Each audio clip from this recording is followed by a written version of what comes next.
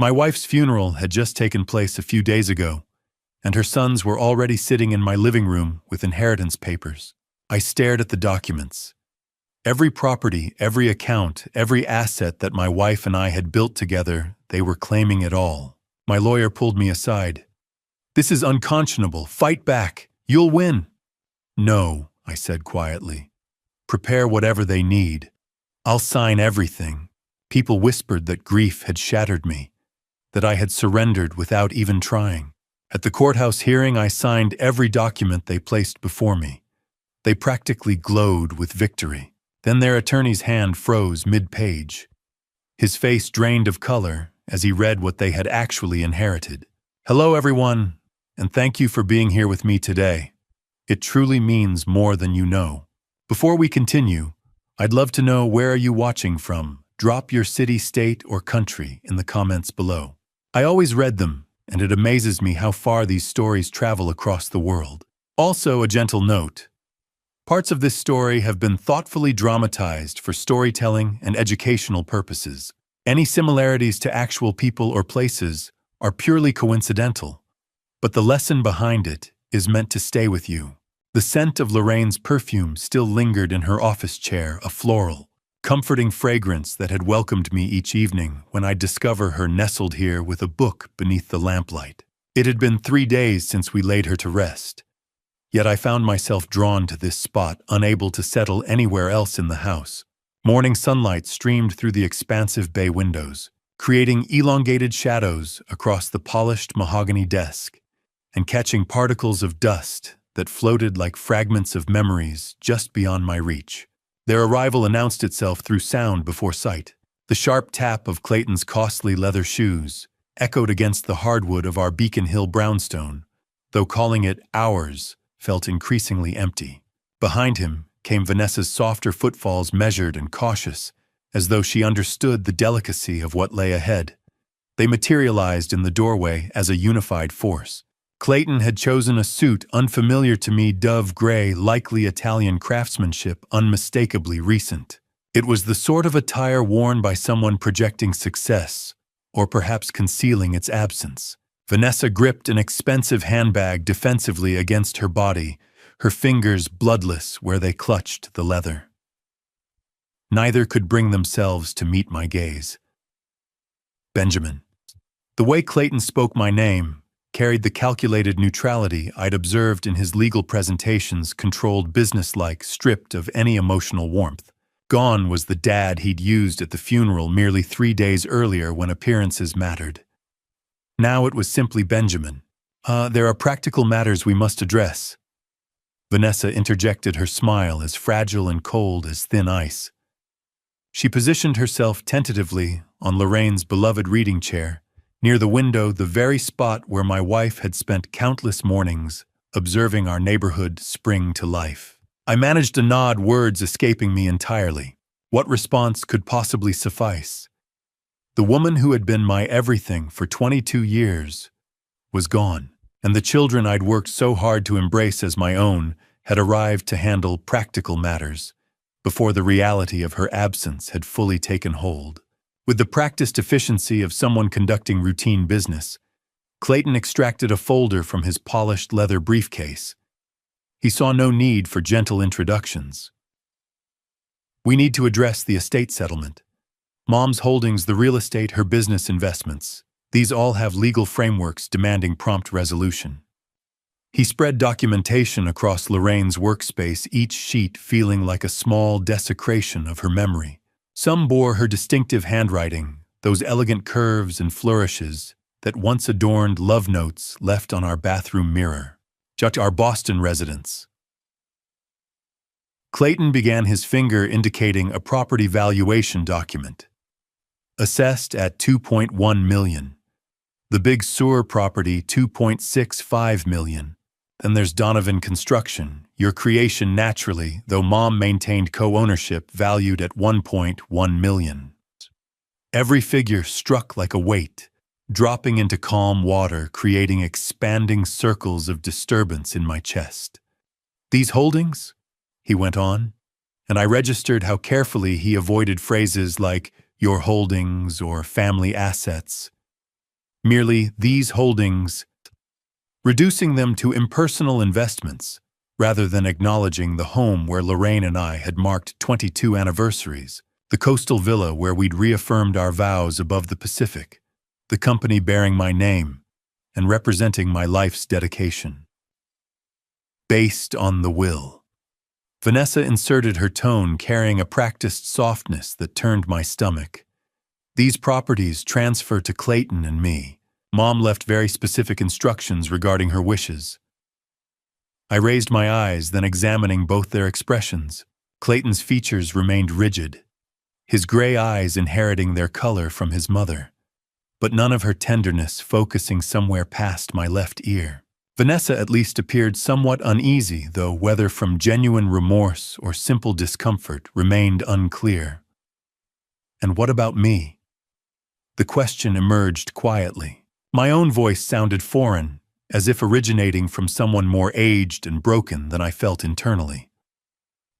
Clayton's demeanor remained unchanged. Of course, there's the life insurance benefit, $450,000. That amount should adequately cover your future requirements. Adequately cover my requirements.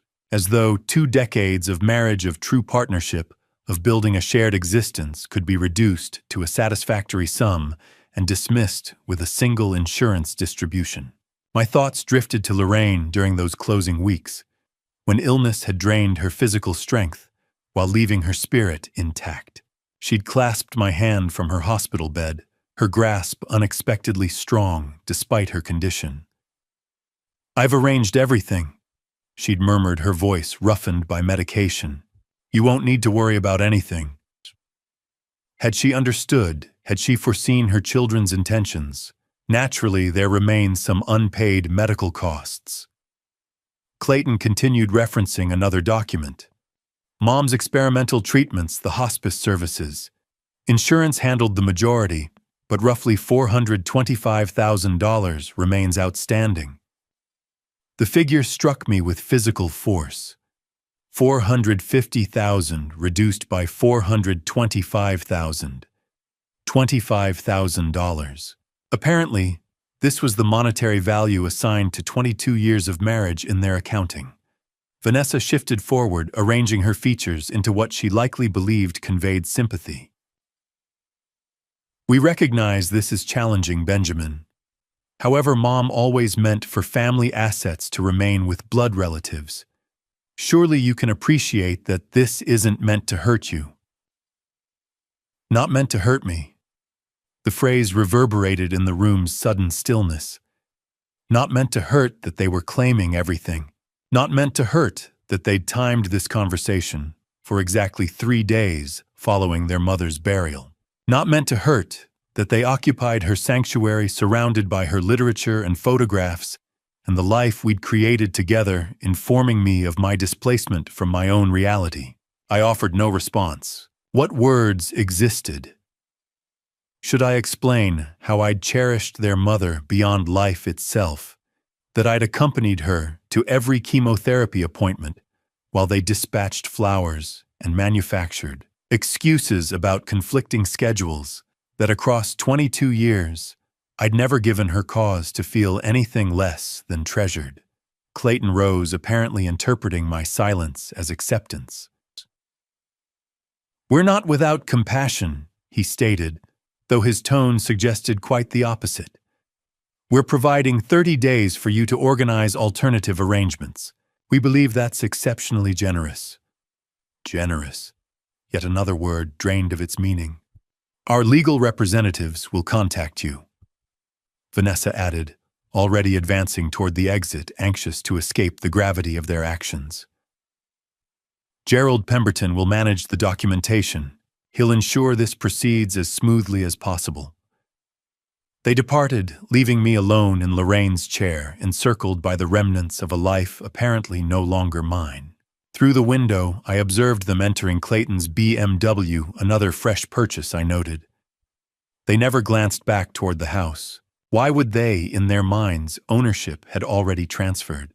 The morning sun had progressed, altering how light illuminated the desk, and revealing something previously hidden the edge of an envelope protruding from beneath Lorraine's desk pad, my name written in her distinctive script, and beside it the corner of a small brass key. My hand shook as I extended it toward these items. The words hung in the air between us, $25,000, and I watched Clayton's face for any flicker of recognition, any acknowledgement that what he'd just said was absurd. But his expression remained unchanged, professional, as if he'd just quoted the price of a used sedan rather than the sum total of my future. He cleared his throat, a small sound that somehow felt rehearsed. "I know this seems complicated, Benjamin, but you have to understand, Mom was very deliberate in her planning. She worked with her attorneys for months to ensure everything was structured properly." Structured properly, I repeated, tasting the words. They felt foreign in my mouth, corporate jargon applied to the dissolution of a marriage, a life, a family. "It's not personal," Clayton continued, and something in his tone shifted, became almost gentle, as if he were explaining something to a child who couldn't quite grasp basic mathematics. "Mom always intended for the family assets to stay within the bloodline. She was very clear about that. These properties, the business, they've been in the family for generations, in a sense. It's about legacy, about keeping things where they belong." Bloodline. The word landed differently than the numbers had. The numbers had been abstract, shocking in their magnitude, but somehow distant. This was intimate. This was personal, despite what Clayton claimed. 22 years of marriage and I wasn't part of the bloodline. 22 years of birthday parties and Christmas mornings and quiet Sunday breakfasts. 22 years of holding Lorraine when she cried about her father's death, of celebrating when Clayton made partner at his firm, of helping Vanessa move into her first office space. 22 years of being called Dad at family gatherings, of signing cards as "Love, Mom and Dad," of believing I belonged. But I wasn't blood, and apparently that was all that mattered in the end. I glanced past Clayton toward the doorway and noticed for the first time that we weren't alone. Bethany stood just beyond the threshold, Clayton's wife of 7 years, watching our exchange with an expression I couldn't quite read. Her eyes moved slowly across the room, taking in the built-in bookshelves Lorraine had commissioned, the vintage Persian rug we'd found at an estate sale in Cambridge, the Steinway piano in the corner that neither of us played, but that Lorraine had insisted made the house feel alive. Bethany's gaze was calculating, cataloging, already measuring curtains in her mind perhaps, already planning which furniture would stay and which would go. She caught me looking and had the grace to glance away, but not before I saw something flicker across her face. Not guilt exactly, more like the expression of someone who just won a bet they'd placed months ago. "Of course we understand this is difficult," Vanessa said, her voice pulling my attention back. She'd moved closer, perching now on the arm of Lorraine's favorite reading chair, a liberty that felt like a violation, though I couldn't articulate why. Losing a parent. She paused, seemed to catch herself, then pushed forward. "Losing a spouse is one of life's hardest challenges, but Mom would want us to handle this as a family. She'd want the people she loved to have what belongs to them." The people she loved. As if I were somehow separate from that category. As if 22 years of devotion had been a pleasant interlude, rather than the central fact of both our lives. "When Lorraine was in the hospital," I said quietly, surprised by my own voice. "Those last few weeks she mentioned something about papers, personal documents she'd been organizing. She said she'd put everything in order that I'd understand when the time came." The change in the room was immediate. Vanessa's smile froze, became somehow more rigid. Clayton's eyes sharpened, and he exchanged a glance with his sister that lasted less than a second, but spoke volumes. "What kind of papers?" Clayton asked, his tone carefully neutral. She didn't specify, just said she'd taken care of everything, made sure all the details were handled. I watched them both carefully as I spoke. I assumed she meant the medical directives, the funeral arrangements, but now I wonder if she meant something else. Another glance between the siblings, quicker this time. Vanessa shifted her weight, and I heard the leather of the chair creak softly. "Mom was very thorough," Clayton said finally. "I'm sure whatever papers you're thinking of are included in the estate documents. Gerald will have everything. There's no need for you to worry about tracking down old files or correspondence."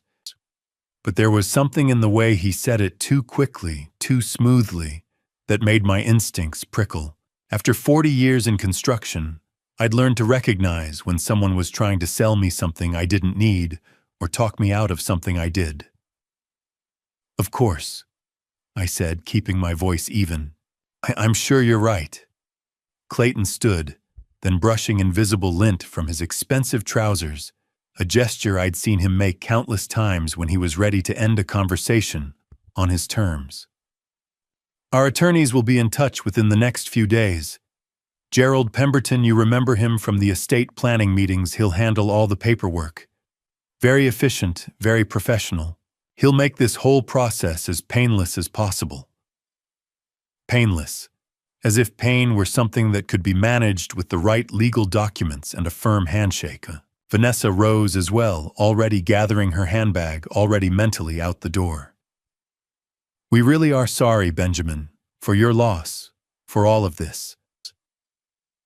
She gestured vaguely at the room, at the situation, at the wreckage of what had been just days ago my life. "We'll give you space to process everything."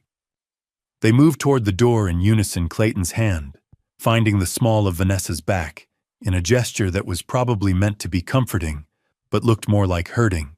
Bethany stepped aside to let them pass, then followed without a word, without a backward glance. I listened to their footsteps receding down the hallway, heard the heavy front door open and close with its familiar solid thunk.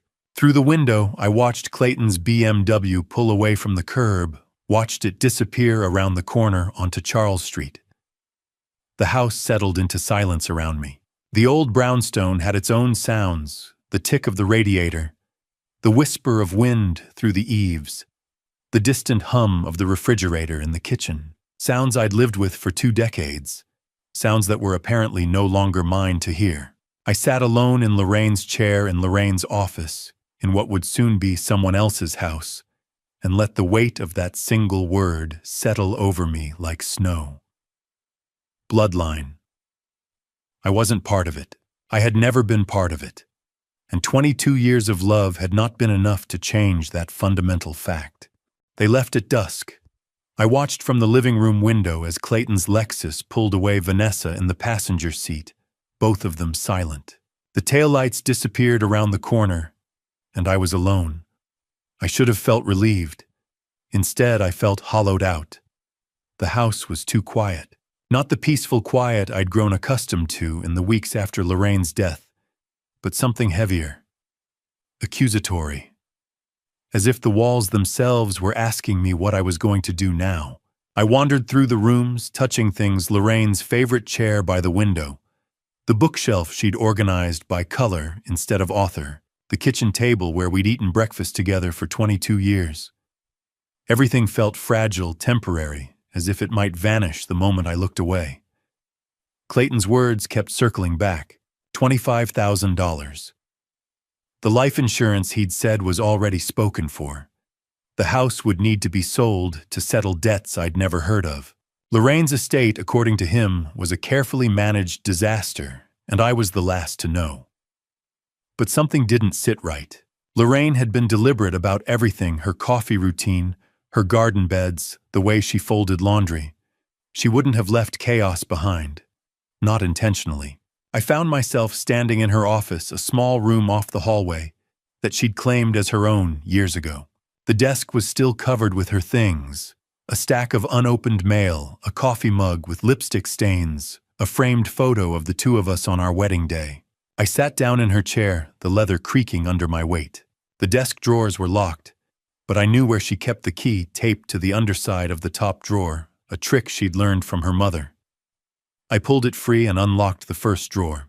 Inside were files. Lots of them. Tax returns, bank statements, insurance documents, all neatly labeled and organized. I flipped through them, slowly looking for anything unusual. Then I found it. A manila envelope tucked beneath a stack of old utility bills. It was sealed, and on the front, in Lorraine's handwriting, were 3 words, "When you're ready." My hands trembled as I opened it. Inside was a single sheet of paper, a photocopy of a bank statement I didn't recognize. The account number was partially redacted, but the balance wasn't $127,483.12. And beneath it, a handwritten note, "Benjamin. This is just the beginning. Keep looking. Trust no one but Gerald. And remember, I always protected what mattered most. L." I stared at the note for a long time, my heart pounding in my chest. There was more. There had to be.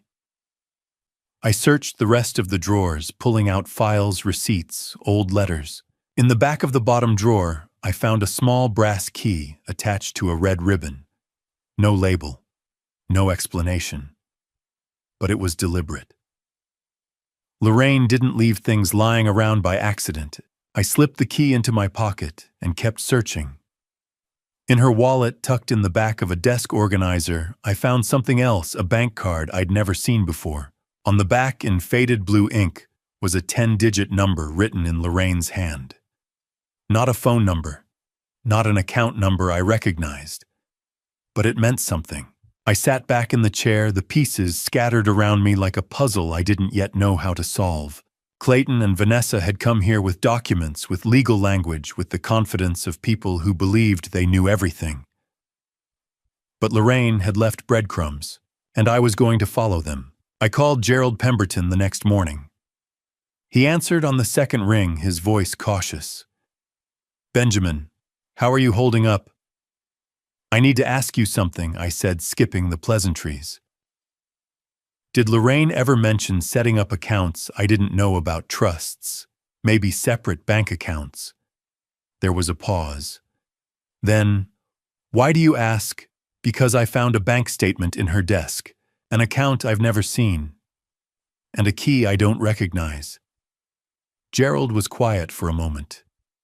When he spoke again, his voice was careful. "Benjamin, I think you should come to my office. There are things we need to discuss in person." "What things?" "Things Lorraine may have put in place without telling anyone, including me." My grip tightened on the phone. "When?" "This afternoon, 2 o'clock. And Benjamin, bring everything you found. Don't mention this to Clayton or Vanessa. Not yet." I hung up and stared at the brass key in my hand. The clock on the wall ticked steadily, each second louder than the last. Outside, the radiator hissed as it kicked on, and somewhere in the kitchen the refrigerator hummed its familiar tune. But this time the sounds didn't feel like ghosts. They felt like a countdown. Tomorrow I would go to Gerald's office. Tomorrow I would start asking the questions Lorraine had left unanswered. And tomorrow I would find out exactly what my wife had been protecting me from. Morning traffic on I-93 was lighter than expected for a Tuesday. I'd left early, unable to sleep, the brass key on my nightstand, catching first light like a small accusation. Now navigating through the financial district, the city felt sharper, more real than it had in days. Gerald Pemberton's office occupied the 15th floor of a glass tower on Federal Street. I'd been here once before, years ago, when Lorraine and I updated our wills. Back then, it felt like a formality. Now, waiting for the elevator in the marble lobby, it felt like walking into an examination I hadn't studied for. The elevator climbed smoothly. A young woman beside me thumbed through emails on her phone, absorbed in ordinary concerns like meetings and deadlines. I envied that, the ability to worry about normal things rather than brass keys and bloodlines. Gerald's receptionist recognized me. "Mr. Donovan, he's expecting you. Go right in." His office overlooked Boston Harbor, water gray blue under morning clouds. Ships moved slowly across the channel, their purpose clear, destinations mapped. I envied their certainty. "Benjamin, Fastito." Gerald stood from behind an expensive desk, 50-ish, carefully groomed, accepting his receding hairline with grace. But his usual composure was cracked, replaced by genuine concern. "Thank you for coming. Please sit." I took the leather chair across from him. Through the window behind Gerald, I could see Logan Airport in the distance, planes taking off in orderly patterns. "I'll get straight to it," Gerald said, folding his hands. "I've been reviewing the estate documents Clayton sent, and Benjamin, something isn't right. This will doesn't track with what I know about Lorraine's intentions." My pulse quickened. "What do you mean?" "I mean you have grounds to contest this. Strong grounds." He pulled out a file, laid papers across the desk with careful precision. "Under Massachusetts law, a surviving spouse is entitled to protections.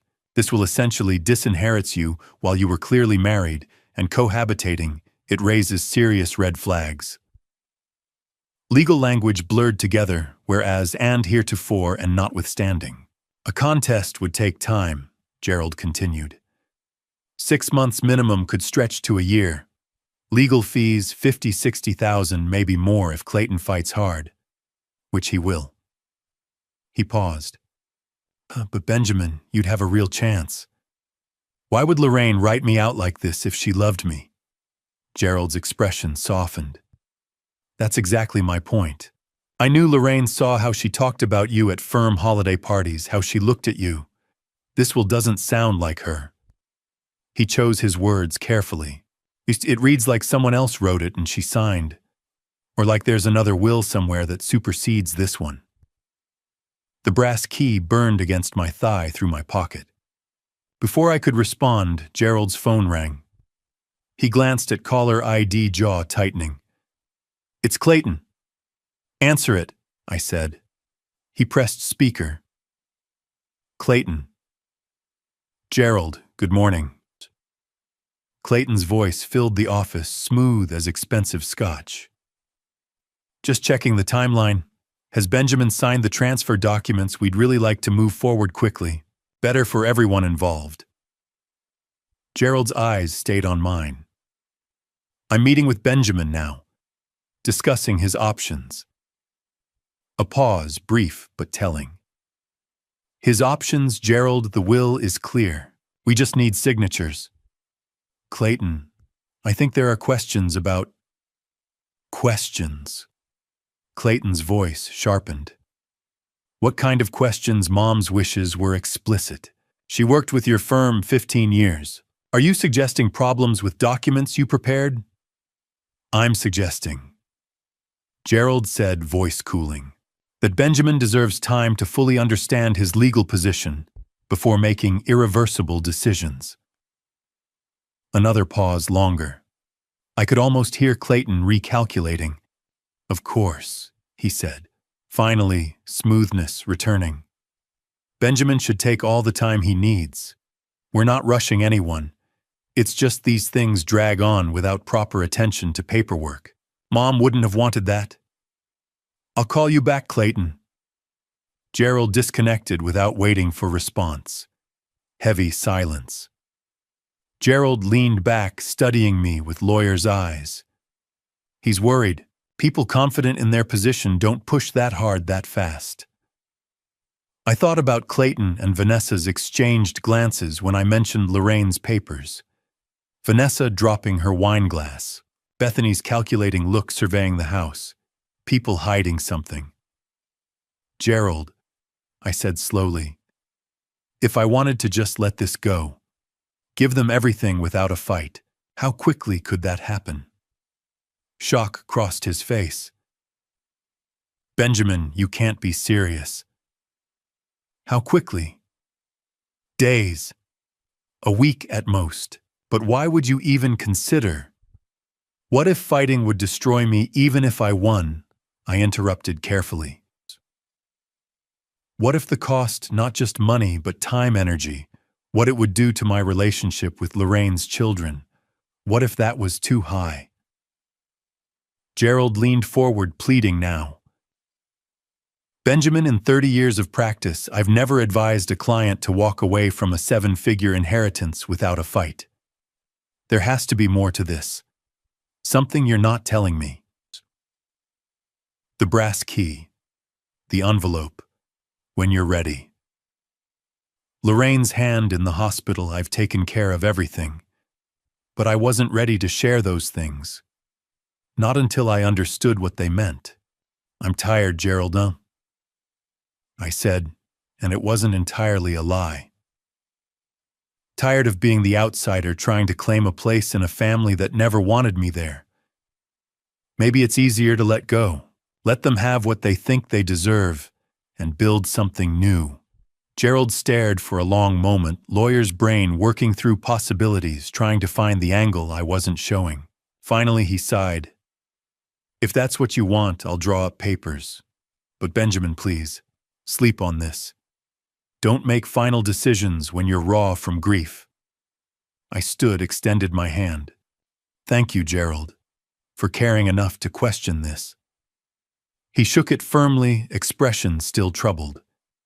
If you change your mind, I know where to find you. In the elevator going down, I touched the brass key's outline through my pocket. Gerald was right about one thing. There was more to this story. Much more. And somewhere Lorraine had left me the clues to find it. I just had to figure out what lock this key opened. Gerald's office was in a brick building near Copley Square, the kind of place that smelled like old paper and furniture polish. I'd been here before years ago when Lorraine and I had drawn up our wills. Back then, it had felt routine. Now it felt like walking into enemy territory. Gerald met me at the door, his handshake firm, his expression guarded. He gestured toward a conference room, and I followed him inside. The brass key and the bank card were in my jacket pocket. I could feel their weight with every step. We sat across from each other, a polished mahogany table between us. Gerald folded his hands and waited. I took out the key and the card and placed them on the table. Lorraine left these, I said, along with a bank statement for an account I've never heard of. I need to know what they're for. Gerald picked up the key, turning it over in his fingers. This looks like a safety deposit box key. Do you know which bank? I think it might be First National, on Newberry Street. That's where the card is from. He nodded slowly. And you haven't been there yet? Not yet. I wanted to talk to you first. Gerald set the key down and leaned back in his chair. Benjamin, I'm going to be very direct with you. If Lorraine set up accounts or assets you didn't know about, she did it for a reason. And if Clayton and Vanessa don't know about them, that's also deliberate. What are you saying? I'm saying your wife may have been protecting you from them. The words hung between us. Why would she need to? I asked, though part of me already knew the answer. Because she didn't trust them, Gerald said simply. And neither should you. I thought about the conversation 3 days ago. Clayton's smooth explanations, Vanessa's sympathetic nods, the way they'd handed me documents, as if I were a child who needed guidance. Hi, they said the estate is a mess, I said. That Lorraine left debts, that the life insurance is already allocated. Gerald's jaw tightened. Did they show you documentation? Some, not everything. Benjamin listened to me carefully. If Lorraine suspected that her sons might try to control the estate after her death, she would have taken steps. Legal steps. She was a smart woman. She wouldn't have left you vulnerable. So what do I do? Gerald leaned forward. First, you go to that bank. Open the safety deposit box. See what's inside. Second, you bring me everything, statements, documents, anything Lorraine left behind. And third, you don't sign anything Clayton or Vanessa put in front of you. Not until I've reviewed it. I nodded, my throat tight. There's something else, Gerald said quietly. If Lorraine moved assets into accounts you didn't know about, That means she may have created a trust or a secondary will, something filed separately. I can check with the probate court, but it'll take time. How much time? A few days, maybe a week. I looked down at the key and the card on the table. Such small things, but they felt like lifelines. Do you think she knew? I asked. That they'd come after me like this? Gerald's expression softened. I think she knew exactly what kind of people they were, and I think she loved you enough to make sure they couldn't take everything. I picked up the key and slipped it back into my pocket. Then I'll go to the bank tomorrow morning, I said. Good. And Benjamin. Gerald's voice stopped me as I stood. Be careful. If there's money involved, people do desperate things. Even family. I nodded and left. Outside, the evening air was crisp, the streetlights flickering on as dusk settled over the city. I walked slowly back toward the parking garage, my mind racing. Lorraine had known. She'd seen this coming. And instead of confronting Clayton and Vanessa, instead of causing a scene, she'd quietly built a wall around me, a fortress made of paperwork and hidden accounts and locked boxes. I thought about the last conversation we'd had 2 days before she died. She'd been weak. Her voice barely a whisper, but she'd gripped my hand and said, "Promise me you'll trust yourself, Benjamin. Don't let anyone tell you who you are." At the time, I'd thought she meant the grief, the loneliness, the inevitable questions about what came next. But now I understood. She'd been preparing me for war. When I got home, the house felt different. Not empty, transformed. I walked through the rooms, slowly seeing them with new eyes. The living room where we'd hosted dinners. The kitchen where Lorraine had taught herself to make sourdough. The bedroom where we'd talked late into the night about nothing and everything. It all looked the same, but it wasn't. It was like visiting a museum dedicated to a life I'd once lived. Beautiful, preserved, but no longer mine to inhabit.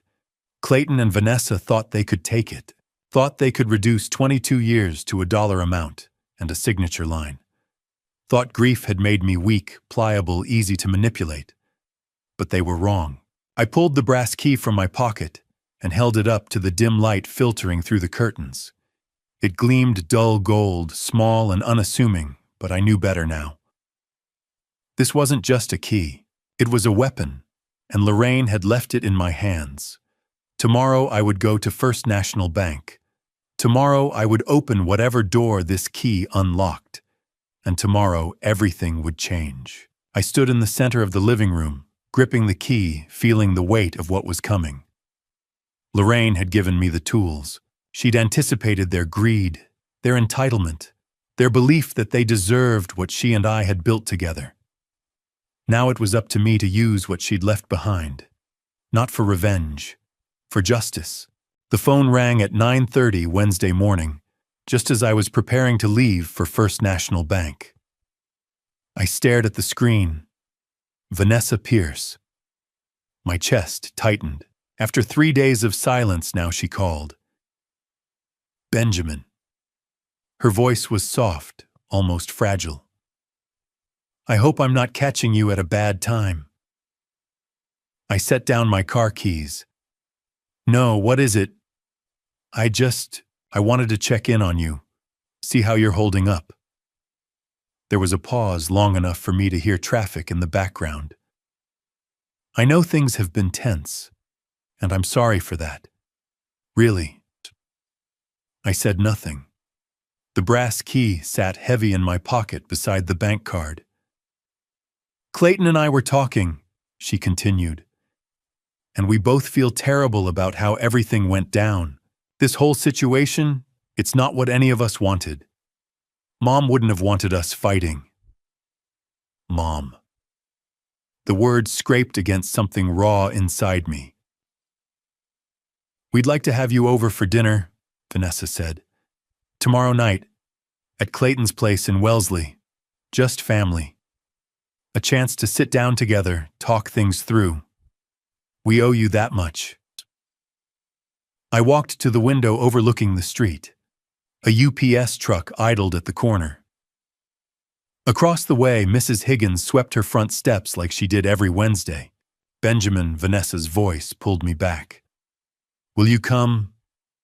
Every instinct told me this was a setup, another move in whatever game they were playing. But if I refused, they'd know I suspected something. And I needed time to see what Lorraine had left in that safety deposit box. What time? I asked. 7 o'clock. Clayton's address is... I know where he lives. Oh. Right. Another pause. Thank you, Benjamin. This means a lot. To both of us. She hung up before I could respond. I stood there holding the phone, staring at my reflection in the dark screen. Lorraine gazed at me from the framed photo on the mantel, the two of us at Big Sur the Pacific crashing behind us, her head on my shoulder. What are you trying to tell me? I spent the rest of Wednesday researching. Clayton's house was a modern colonial in Wellesley's Dover Estates, a neighborhood where lawns were measured by the acre and property taxes funded small countries. Vanessa had flown in from Atlanta the night before. Her return flight wasn't until Sunday. They wanted me there. Both of them. Together. The bank card sat on my desk beside my laptop. I'd held it under the light a dozen times trying to decode the handwritten number on the back. 10 digits. Not a phone number. Not an account number I recognized. Tomorrow I'd go to First National, but tonight I'd go to Clayton's. If they wanted to talk, I'd listen. If they wanted to pressure me, I'd smile and nod. And all the while, I'd watch. I'd observe. I'd gather every scrap of information I could. Because Lorraine had taught me something over 22 years of marriage, the best way to understand a project was to study its foundation, find the cracks, identify the weak points. And Clayton and Vanessa, they were showing me cracks. Thursday evening, I dressed carefully. Navy tie, the blazer Lorraine had bought me for our last anniversary. I slipped the brass key and bank card into my inner pocket, a talisman against whatever waited in Wellesley. The drive took 30 minutes on Route 9. I watched the neighborhoods shift from Cambridge's brick row houses to Brookline's tree-lined streets, to Wellesley's sprawling estates. Old money gave way to new money. Academic prestige gave way to corporate wealth. Clayton had always belonged to this world. Even as a kid, according to Lorraine, he'd been drawn to status symbols, the right schools, the right clubs, the right car. I turned onto Dover Road. The GPS guided me past stone walls and iron gates, past houses that looked like they'd been airlifted from the Connecticut shore. Clayton's place sat at the end of a cul-de-sac, modern colonial just as I'd seen online, but bigger in person. White clapboard, black shutters, a 3-car garage with doors that probably cost more than my first truck. In the driveway, Clayton's BMW and a silver Lexus with Georgia plates. Vanessa was already here. I parked behind the Lexus and sat for a moment, engine ticking as it cooled. Through the front windows, I could see chandelier light the shadow of someone moving past. You can still leave a voice whispered. Drive away. Go to the bank tomorrow and never look back. But Lorraine's voice was louder. When you're ready. I got out of the car. The front door opened before I reached it. Bethany stood framed in golden light, wearing a cocktail dress that probably cost more than most people's mortgage payments. Her smile was bright, brittle. Benjamin. She air-kissed near my cheek, her perfume overwhelming. We're so glad you could make it. Please come in. I stepped into the foyer. Marble floors, a chandelier that belonged in a hotel lobby. Through the archway to my left, I could see the dining room, crystal glasses, white linens, candles already lit. And standing near the fireplace, drinks in hand, were Clayton and Vanessa. They turned as I entered. Benjamin. Clayton crossed the room, hand extended. Thank you for coming. I shook his hand. His grip was firm, controlled a lawyer's handshake. Behind him, Vanessa offered a small wave, her smile uncertain. Can I get you something to drink? Bethany asked. We have wine scotch. Water's fine. Clayton's smile tightened. Of course. Make yourself comfortable. Dinner will be ready soon. A young man in a black vest appeared from the kitchen, hired help, I realized. He carried a tray of hors d'oeuvres that looked like art installations. I took a seat on the leather sofa, the brass key pressed against my ribs, and across from me, Clayton and Vanessa exchanged a glance I wasn't supposed to see. Here we go, I thought. Dinner began at 7:30. Clayton opened a bottle of wine that probably cost more than I used to spend on groceries in a month. The label was French, the year significant to someone who cared about such things. He poured 3 glasses white for Bethany and Vanessa red for himself. I stuck with water. To Mom, Clayton said, raising his glass. His voice carried that careful tone people use at funerals when they're performing grief rather than feeling it. And to family. Vanessa echoed the toast. Bethany smiled and sipped. I watched them over the rim of my water glass. The meal was catered, probably seared scallops, some kind of risotto vegetables arranged like they were posing for a magazine. The young man in the vest served each course with practiced efficiency, then disappeared back into the kitchen. The estate is so complicated, Vanessa said, cutting her scallop into precise pieces. So many moving parts. Properties, accounts, business interests. It's overwhelming. Mom was meticulous about finances, Clayton added. He swirled his wine, studied it against the candlelight. Everything documented, everything organized. But there's just so much paperwork. I nodded, said nothing. Let them fill the silence. We've been meeting with accountants all week, Bethany said. She touched Clayton's arm, a gesture that looked rehearsed. Trying to get everything sorted before we leave for Turks and Caicos next month. We booked it ages ago before everything happened. We thought about canceling, but life goes on. Vanessa finished softly. I set down my fork. Turks and Caicos. Nice. Mom would have wanted us to live our lives, Clayton said, but not get stuck in grief. Through the open door to Clayton's study, I could see his desk. Papers scattered across the surface. A stack of envelopes, some still sealed. The corner of one caught my eye, red lettering. Final notice. I looked back at my plate. I've been going through Lorraine's things, I said. My voice was casual, conversational. You know, at the house. Sorting her clothes, her books. It's hard, but it needs to be done. Vanessa's fork paused halfway to her mouth. That must be difficult. It is. I took a sip of water. Found some papers, though. In her desk. Bank statements I didn't recognize. Accounts I'd never heard of. The air in the room shifted. It was subtle the way Clayton's jaw tightened, the way Vanessa's eyes flicked toward her brother. Estate accounts, Clayton said smoothly. I'm sure that's all they are. Everything's being processed through probate. Maybe. I let the word hang there. And I found a key. Small brass key. Doesn't fit anything in the house. Vanessa's hand trembled. Wine sloshed in her glass, a drop landing on the white tablecloth like a blood stain. Oh! She grabbed her napkin. I'm so clumsy. What kind of key? Clayton's voice had an edge now sharp beneath the lawyer's polish. I shrugged. Just a key. But Lorraine left it somewhere I'd find it. With a note. When you're ready, she wrote. Bethany leaned forward. Ready for what? I don't know yet.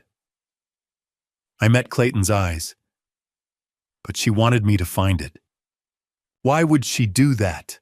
Clayton stood abruptly, his chair scraping against the hardwood. Benjamin, the estate's finances are complicated. You shouldn't be digging through documents without legal counsel present. If you've found paperwork, you need to turn it over to our attorney. Gerald Pemberton, the estate's attorney. Gerald is... He caught himself. Gerald has his own perspective, but the estate is being administered by Morrison and Associates. Interesting.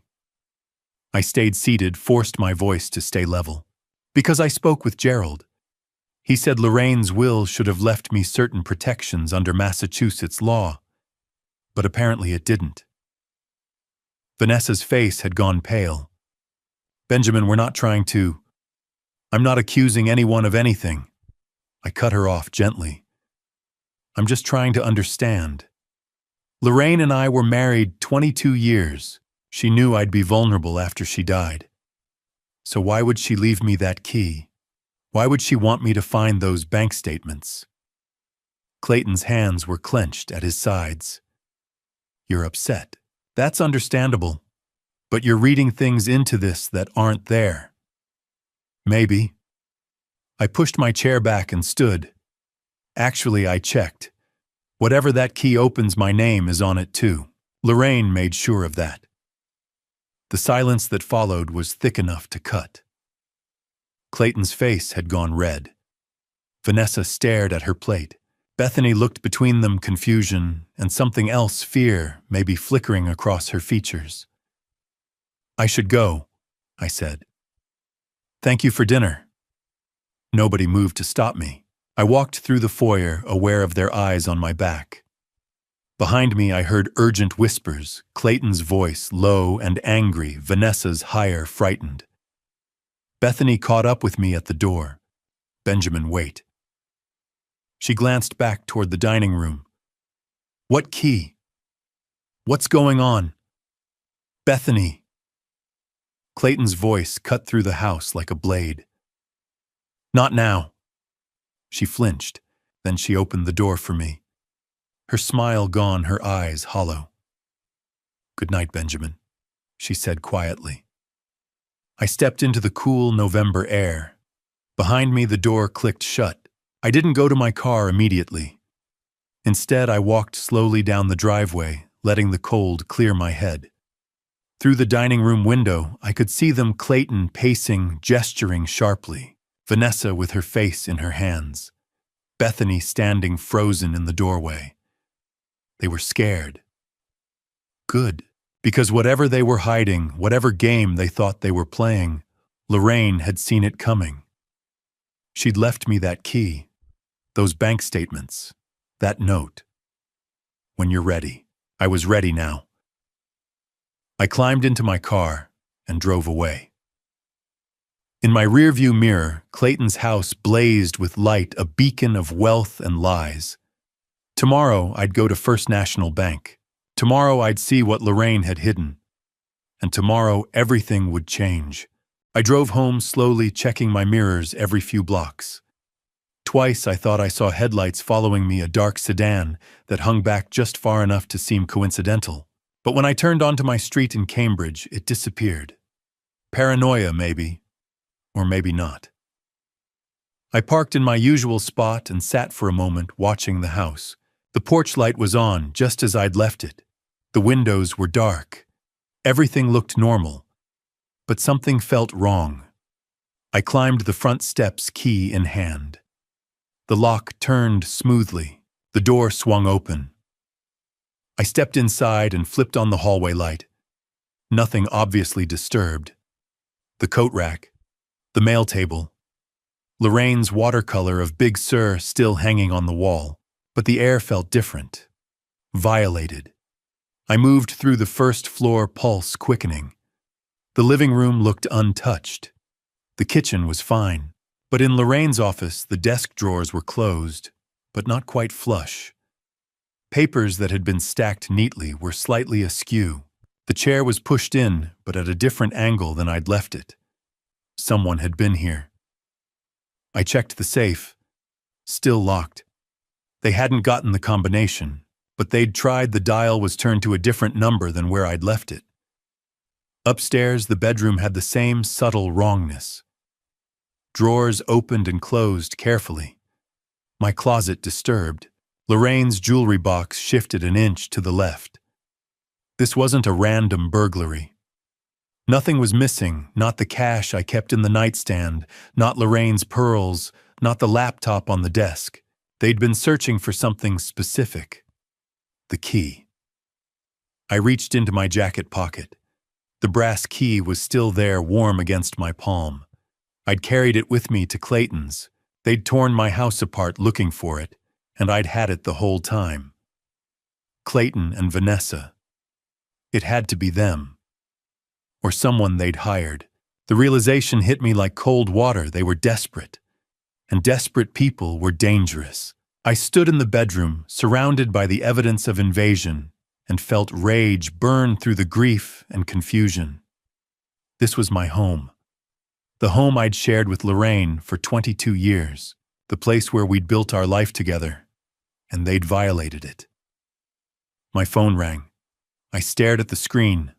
Unknown number. Again. For a moment I considered ignoring it, but something made me answer. Hello. Dad. The voice was warm, familiar, edged with worry.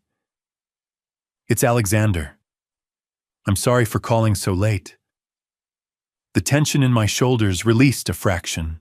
Alexander, it's okay. I was awake. I heard about what Clayton and Vanessa are doing. His words came fast, urgent. A friend in Boston reached out. Dad, this isn't right. What they're trying to pull with the estate. It's not what Mom would have wanted. I sat down on the edge of the bed. How much do you know? Enough to know you need help. There was a pause, the sound of airport announcements in the background. I'm coming home. I just wrapped a recording session in London. I can catch a flight tonight. I'll be there tomorrow afternoon, Boston time. Alexander, you don't need to. Yes, I do. His voice was firm. You're my father. And Mom. He stopped, took a breath. Dad, Mom called me 2 months before she died. She said things were complicated. She told me to watch out for you. She said you'd know what to do when the time came. That I should trust you. My throat tightened. She called you. She knew something was wrong with Clayton and Vanessa. She didn't give me details, but I could hear it in her voice. She was protecting you. Another pause. She told me to tell you something. If things got bad, trust yourself. And don't let them make you doubt what you know is true. I looked down at the brass key in my hand. We'll talk when I land, Alexander said. And Dad, whatever you've found that key they're so scared of, don't let them intimidate you. Don't sign anything. Don't give them anything. I'm texting you my flight info now. Okay, I managed. I'll see you tomorrow. Hang in there.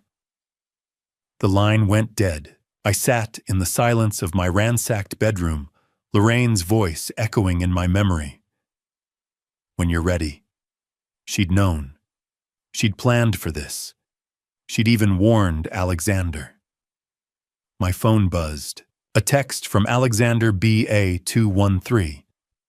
Arrives Logan 3:45 p.m. Friday. Friday. Tomorrow. I stood and walked back to Lorraine's office. The brass key caught the light as I turned it in my fingers. Somewhere in this city was a lock this key would open. A safety deposit box at First National Bank, if I was reading the clues right. And inside that box, what documents evidence proof of whatever Clayton and Vanessa were so desperate to hide. Tomorrow morning, I'd go to the bank. Tomorrow afternoon, Alexander would arrive. And tomorrow night, everything would become clear. I locked the front door, checked the windows, and went upstairs to pack the key and the bank card in a place no one would think to look, the pocket of an old work jacket in the back of my closet. One I'd worn on construction sites decades ago. Let them search again if they wanted. They wouldn't find it. Outside the Cambridge street was quiet. No dark sedan. No watching eyes. But I knew they were out there. Clayton and Vanessa, panicking, scrambling. And I knew something else too. Lorraine had given me everything I needed to fight back. I just had to be brave enough to use it. Friday morning. I arrived at First National Bank on Newbury Street just after 9. The building was old Boston granite facade, brass fixtures, marble floors that echoed with every footstep. I approached the receptionist. I need to speak with the manager about a safety deposit box. She picked up her phone, murmured something, then gestured toward leather chairs. Miss Patterson will be right with you. Mr. Donovan. A woman in her early 50s stood before me, hand extended, kind eyes, gray hair in a neat bun. I'm Rosemary Patterson, branch manager. Come with me. She led me into a small office. I have a key, I said, pulling it from my pocket. I believe my late wife had a safety deposit box here. Rosemary's face softened with relief. Mr. Donovan, I've been waiting for you.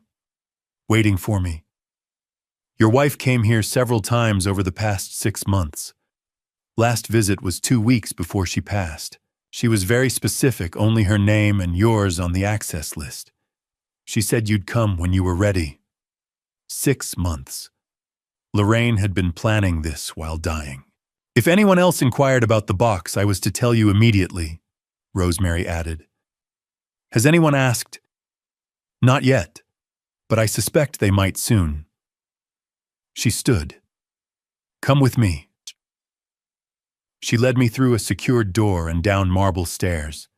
At the bottom was a steel vault door.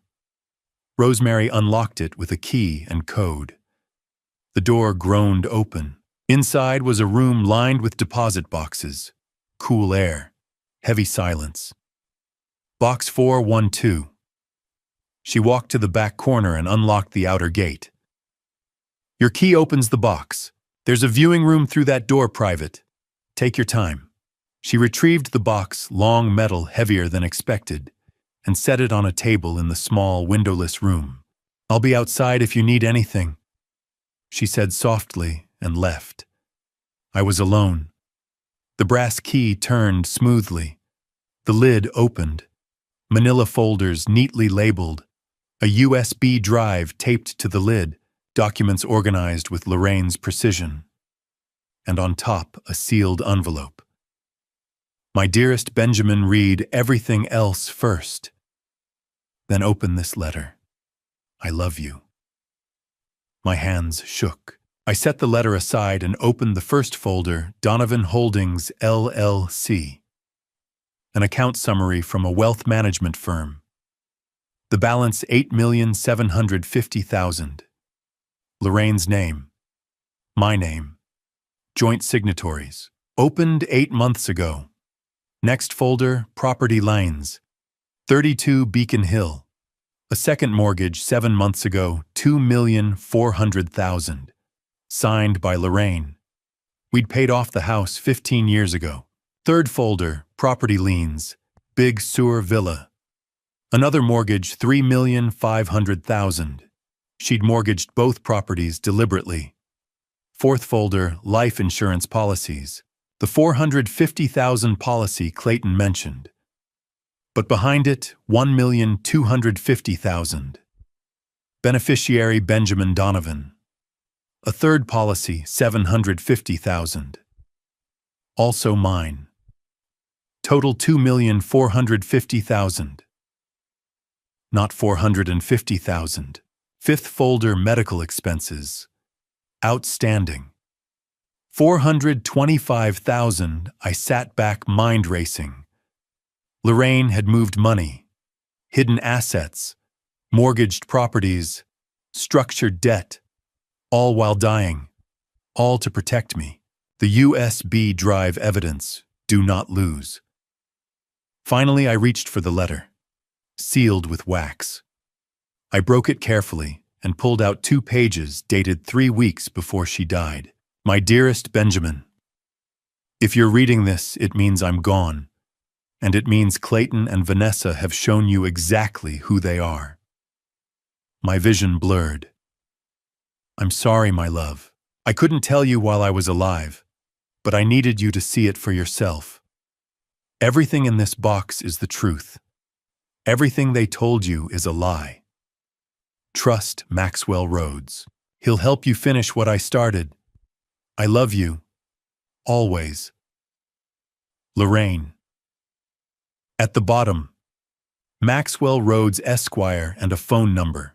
I sat in that windowless room surrounded by evidence of my wife's final battle. Lorraine hadn't abandoned me.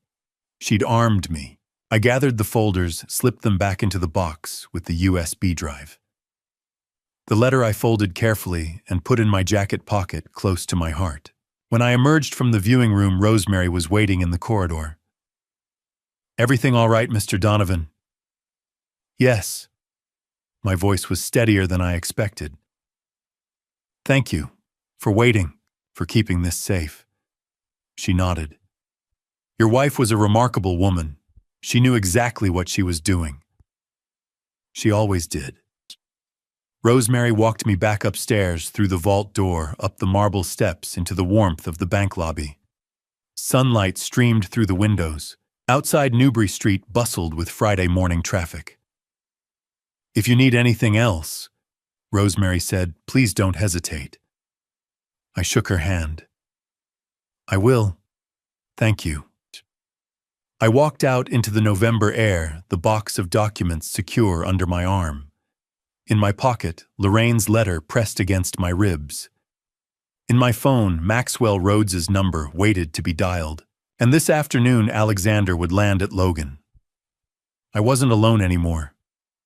I climbed into my car and sat for a moment, engine idling. The bank behind me, the city ahead, and somewhere out there, Clayton and Vanessa still thinking they'd won. They had no idea what was coming. I pulled out my phone and dialed Maxwell Rhodes. It rang twice before a voice answered. Rhodes and Associates. My name is Benjamin Donovan, I said. I need to speak with Maxwell Rhodes. It's about Lorraine Donovan's estate. A pause. Then, Mr. Donovan, we've been expecting your call. I set Lorraine's letter aside. She'd told me to read everything else first, and opened the first folder. The tab read, Clayton Dalton, Investigative Report. Inside were photographs, dozens of them. Clayton at a casino in Reno, chips stacked in front of him. Clayton at a blackjack table in Las Vegas, drink in hand. His tie loosened his expression, animated in a way I'd never seen. Clayton with men in expensive suits at a high-roller table, their faces blurred, but their body language unmistakable, predatory, calculating. The timestamps spanned 8 months. The most recent was dated 3 weeks ago. 3 weeks ago, Lorraine had still been alive. Beneath the photos were financial records. Bank statements showing cash withdrawals, $5,000 here, $10,000 there, $20,000 in a single night. Credit card statements with cash advances maxed out. Loan applications stamped approved in red ink. And at the bottom of each application, a signature. My signature. But I'd never signed them. I flipped to the next page and found a note from the investigator, James Miller. Subject has accumulated gambling debts estimated at $560,000 across multiple creditors. High-interest loans in default. Payment plans abandoned. Loan documents submitted to Capital Bridge Lending and Horizon Financial Bear. Forged signature of Benjamin Donovan, co-owner of Donovan Construction.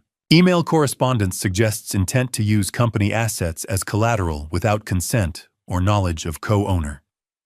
My hands started to shake. I'd built that company, 30 years of my life, brick by brick, project by project. And Clayton had tried to bet it away. I forced myself to keep reading. There were emails, printed, highlighted, annotated in Lorraine's careful handwriting. from Clayton.Dalton@crossmanlegal.com to R.Garrett@Capital Bridge Lending. Come date March 14th, subject Donovan Construction, LOC. We can use the construction company as collateral. My father won't notice until it's already processed. By then we'll have restructured everything. Move fast. Window closes when Mom does. I stared at the words until they blurred. Window closes when Mom does. He'd written that while Lorraine was in hospice, while I was sitting beside her bed, reading to her, holding her hand. He'd been planning this. I closed the folder and reached for the next one, my chest tight. Vanessa Pierce, investigative report. More photos. Vanessa at client meetings, shaking hands with elderly couples in cardigans and sensible shoes. Vanessa in her office, surrounded by framed credentials, certified financial planner, investment advisor, wealth management specialist, all impressive, all fake.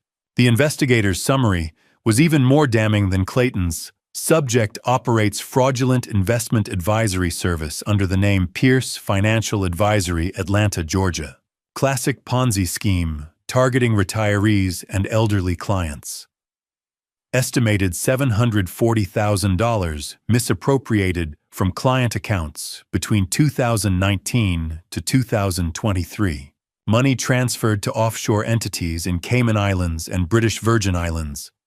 Multiple complaints filed with Georgia Securities Commission. Cease and desist orders pending. Credentials falsified. No legitimate license to operate as financial advisor. There were bank records showing the transfers wire after wire, 50,000 here, 80,000 there, all flowing to accounts with names like Meridian Holdings LLC and Sapphire Trust International. Shell companies, all of them. There were testimonials from victims, handwritten letters from people who'd lost their retirement savings, their children's inheritance, their ability to pay for medical care, and more emails. From Vanessa.Pierce@PierceAdvisory.com to Clayton.Dalton@CrossmanLegal.com. Date February 18th. Subject Mom. She's been diagnosed. Stage 4, 6 to 12 months, they said. We need to move quickly. The reply came the next day. Understood. We restructure the estate before she dies. Get everything transferred into the trust I'm setting up. What about Benjamin? Vanessa's response was immediate. Benjamin won't be a problem. He's too passive. He'll do whatever we tell him. He always has.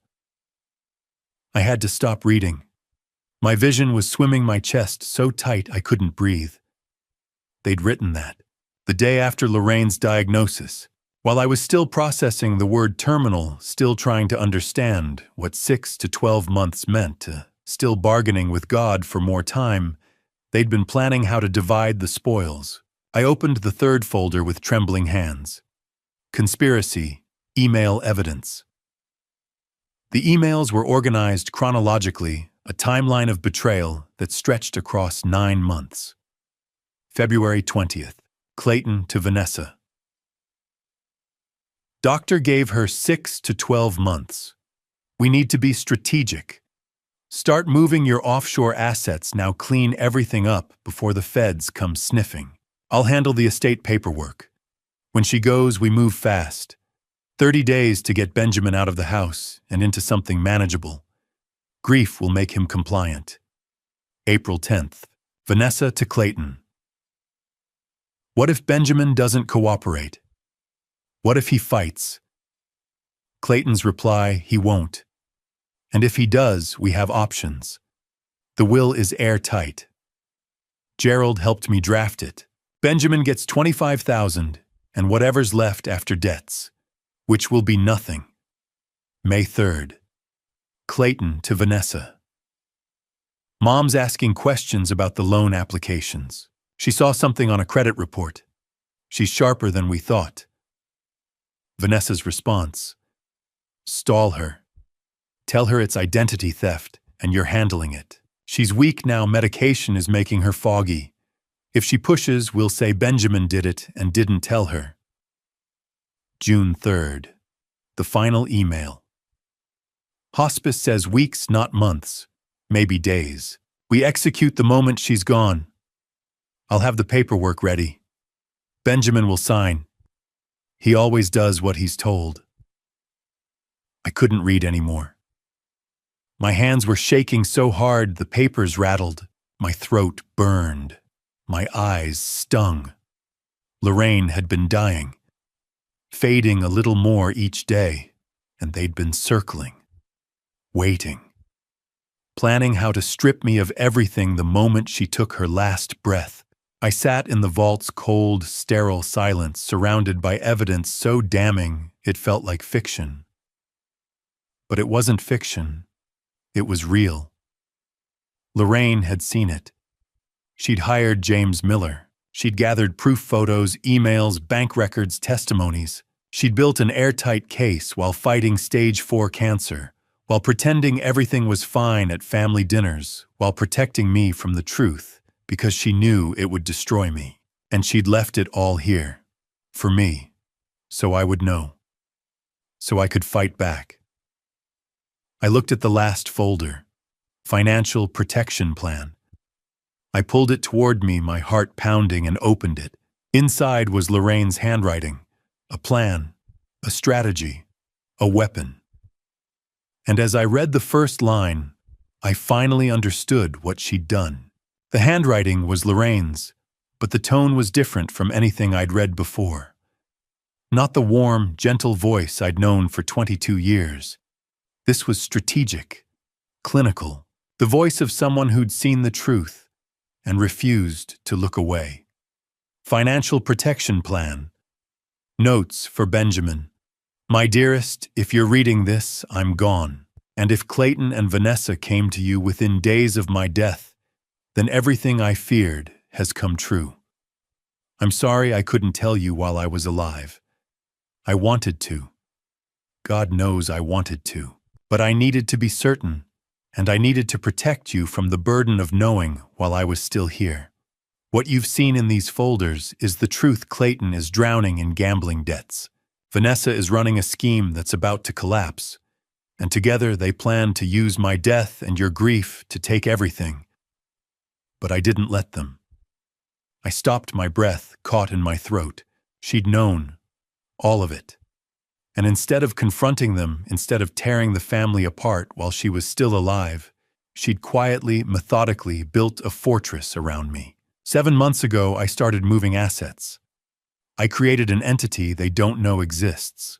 I took out mortgages on properties I own outright and made sure those debts would transfer to anyone who tried to claim them. I restructured the life insurance so that you and only you are protected. The inheritance they think they're getting, it's a trap. My hands trembled as I read those words again.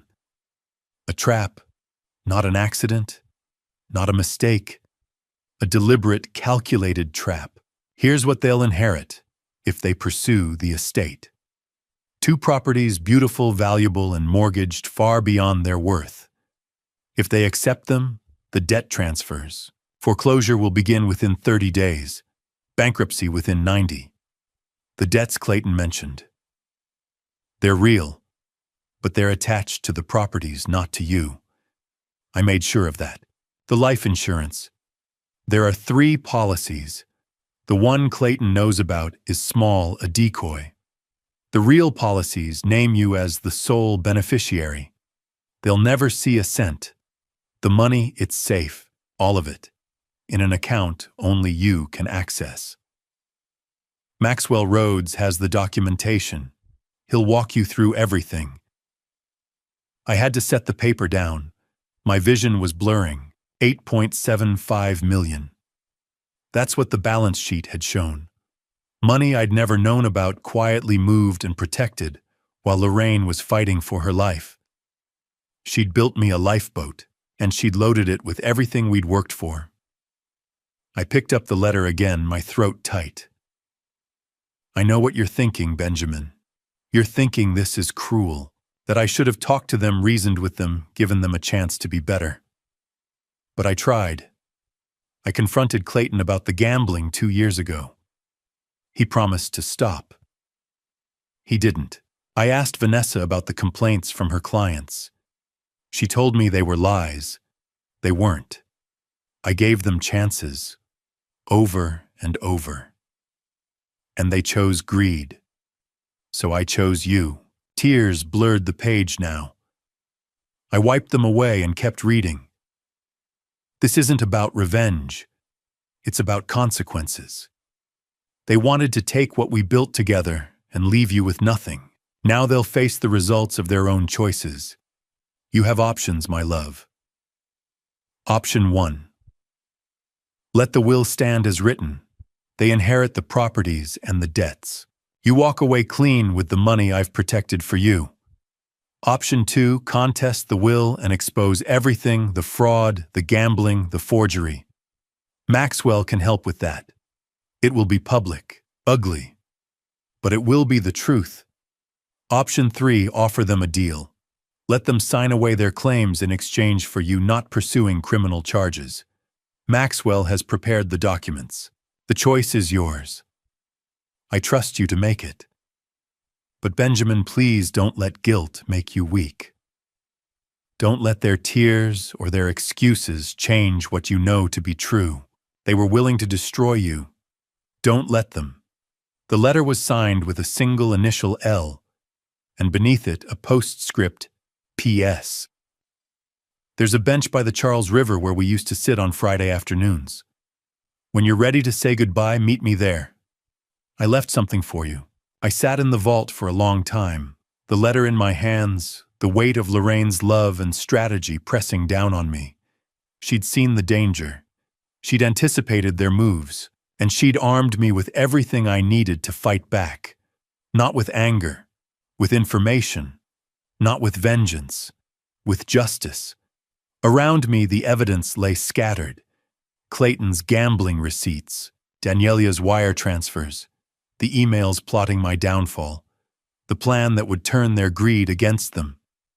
Lorraine had spent her final months building this, while I'd been reading to her, bringing her tea, holding her hand through the worst of the pain she'd been working, protecting, preparing. I thought about the last conversation we'd had, 2 days before she died. She'd been so weak her voice was barely audible, but she'd gripped my hand with surprising strength and said, "Promise me you'll trust yourself, Benjamin. Don't let anyone tell you who you are." At the time, I'd thought she meant the grief, the loneliness, the inevitable questions about identity and purpose after loss. But now I understood. She'd been preparing me for this moment, for the discovery, for the choice I would have to make. I folded the letter carefully and placed it back in the folder. Then I gathered everything, the investigators' reports, the conspiracy emails, the financial plan, the business card for Maxwell Roads, and stood. My legs were unsteady, but my mind was clear.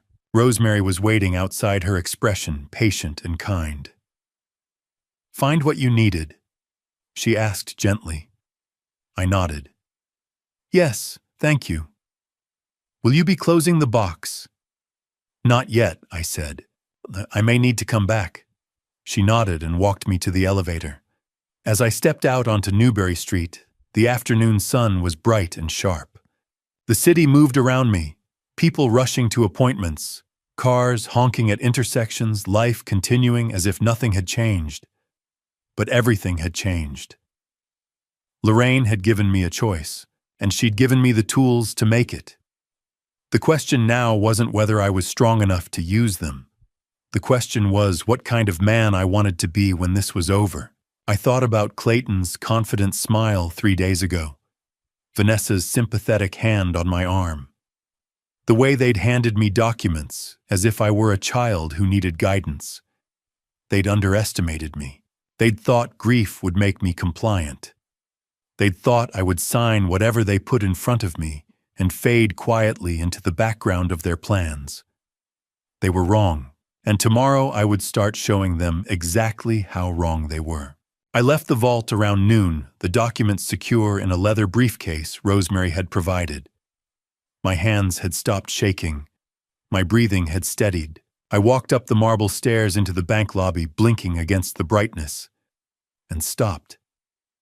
Alexander was standing there, tall, late 30s, dressed in the casual elegance of someone who'd spent half his life in recording studios and concert halls. Quality jeans, a charcoal blazer over a simple black shirt, a leather messenger bag slung across his shoulder. His eyes, Lorraine's eyes, kind and observant, were tired from the overnight flight, but they lit up when they found me. "Dad." "Alexander." He crossed the lobby in 3 strides and pulled me into a hug. Long, tight, wordless. I felt something in my chest crack open the armor I'd been wearing since Lorraine died. When we finally stepped back, Rosemary was standing at a discreet distance, giving us space. "Thank you," I told her, "for everything." She nodded, smiled gently, and returned to her desk. Alexander and I walked out into the November sunshine. "There's a cafe down the block," I said. "We need to talk. Lead the way." We found a quiet place on Newbury Street tucked between an art gallery and a bookstore. Small tables exposed brick the smell of espresso and fresh pastries. We took a corner booth, ordered coffee. Alexander studied me across the table. "You look like you've seen a ghost." "In a way, I have." I set the briefcase on the seat beside me. "Lorraine's ghost. Her plan. Tell me." So I did. I kept it brief, no need to repeat every detail I'd read in that vault.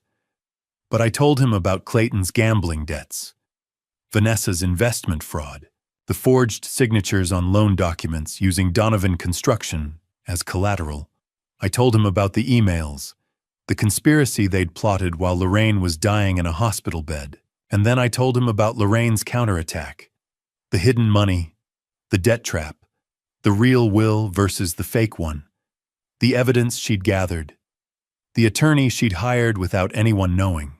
Alexander's face darkened with each revelation. They did this while she was in the hospital.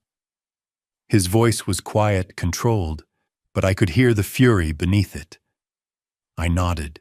I tried to help when she got sick," Alexander said. "I called Clayton, offered to pay for experimental treatments, private care, whatever she needed. He said no, said the family would handle it. I thought he meant we'd all carry the burden together." He looked down at his coffee. "But he just didn't want me involved in the estate. Because you would have seen what they were doing." I should have pushed harder. I should have. "You were on tour in Europe," I said firmly. "You came home for the funeral. That's more than they did even when she was alive." Alexander's jaw tightened. He picked up his coffee, set it down without drinking. "Clayton used to be different," he said quietly. "When we were kids, he was not warm exactly, but decent, responsible. And Vanessa was sweet. She'd bake cookies, send birthday cards." He shook his head. "I don't know when it changed. Money changes people, or reveals who they always were." Silence settled between us. Around us, the cafe hummed with Friday afternoon energy. Students on laptops, couples sharing pastries, a world that felt impossibly normal. When Mom called me 2 months ago, Alexander said, "She didn't give me details, but she said if anything happened to you, if Clayton and Vanessa tried something, I should come home immediately. She said you'd need help." She was right. She usually was. A sad smile crossed his face. She also told me something else. She said, "Alexander, your father is stronger than he thinks, but he's spent 22 years being kind. Sometimes kindness looks like weakness to cruel people. Don't let them mistake one for the other."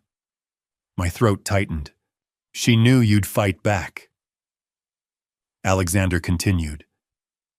"She just wanted to make sure you had the weapons to do it." I thought of the folders in my briefcase, The evidence, the hidden accounts, the trap Lorraine had so carefully constructed. "What do we do now?" Alexander asked. "There's an attorney, Maxwell Rhodes. Lorraine left his card. I think we need to see him. Today." "Today." Alexander nodded. "Then let's go. Together." Together. We paid for the coffee and walked out into the afternoon. The sun was high now, warming the brick sidewalks of Newbury Street. Shoppers strolled past boutique windows. A street musician played saxophone on the corner. Life going on, oblivious to the battle being waged in wills and bank vaults. Dad. Alexander glanced at me as we walked. "For what it's worth, I'm proud of you. For not just rolling over, for fighting. I haven't done anything yet. You found the key. You went to the bank. You're still standing." He adjusted his messenger bag. "That's more than they expected." We turned onto Federal Street. Office buildings rose around us, glass and granite reaching toward the sky. Maxwell Rhodes's office was in a tower at the corner, older than the banks around it, but solid. Respectable. We stopped at the entrance. "Ready?" Alexander asked. I thought of Lorraine, of her final letter, of the words she'd written, live Benjamin, live fully, for both of us. "Ready," I said. We walked through the revolving doors together. For the first time since Lorraine died, I didn't feel alone. Friday afternoon, Benjamin and Alexander stood outside a modest building on Federal Street in downtown Boston. The brass plaque beside the entrance read, "Rhodes and Associates Attorneys at Law." We took the elevator to the 5th floor. The reception area was small but professional, dark wood furniture framed law degrees, a view of the financial district through tall windows. The receptionist looked up and smiled. "Mr. Donovan, Mr. Rhodes is expecting you. Go right in." She gestured toward a heavy oak door. Maxwell Rhodes stood as we entered. Early 60s silver hair combed back, sharp, intelligent eyes behind wire-rimmed glasses. He wore a navy suit that had seen better days, but was impeccably pressed. There was a quiet confidence about him, the kind that came from decades of courtroom battles. "Mr. Donovan," he extended his hand. His grip was firm, warm. "Alexander, please sit." We took the chairs across from his desk. The office was lined with law books, case files stacked with military precision. On the credenza behind him, a photograph of a younger Rhodes with a woman and 2 children. Family. "I've been waiting for this meeting," Maxwell said, settling into his chair. "Your wife was one of the most intelligent clients I've ever had the privilege to represent." "How long did you work with her?" I asked. "She hired me 8 months ago. After she discovered the irregularities, the conspiracy," Alexander said flatly. Maxwell nodded. "Yes. Let me walk you through the timeline." He opened a folder on his desk, organized, annotated everything Lorraine would have approved of. Lorraine first suspected Clayton and Vanessa were planning something about 9 months ago. Small things. Financial questions they asked. Their sudden interest in the estate structure. She hired a private investigator, James Miller, excellent work, and he uncovered everything. "The gambling," I said. "The fraud," Alexander added. "The forgeries," Maxwell finished. "And the emails. The conspiracy they were orchestrating while she was dying." He leaned back in his chair. "Lorraine came to me with all the evidence. She asked me to evaluate her options." "And what were they?" I asked. "Option 1, criminal prosecution. File charges. Let the state handle it." Maxwell's expression was somber. "She refused. She said, 'They're still my children. I won't destroy them. But I won't let them destroy Benjamin either.'" Alexander's jaw tightened. Option 2, Maxwell continued, was financial justice. Create a structure that would protect you, Mr. Donovan, while ensuring Clayton and Vanessa faced consequences proportional to their actions. The debt trap, I said. Precisely. Maxwell pulled out another document. We moved assets into Donovan Holdings, LLC. Completely legal, completely clean. They can't trace it. The account is in your name and Lorraine's. Joint signatories. It became active 7 months ago. And the mortgages on the properties? Lorraine took those out deliberately. She mortgaged the Boston house and the Big Sur villa beyond their market value. If Clayton and Vanessa inherit those properties, they inherit debt that will bankrupt them within months. And the wills? Alexander asked. Maxwell smiled thinly. Ah, yes. Lorraine created 2 wills. The first a decoy she allowed to be filed through Gerald Pemberton's office. That will leaves the properties to Clayton and Vanessa with minimal provisions for your father. Gerald doesn't know, I asked. Gerald Pemberton is a good man, but his firm has a leak a paralegal Clayton befriended years ago. Lorraine discovered this.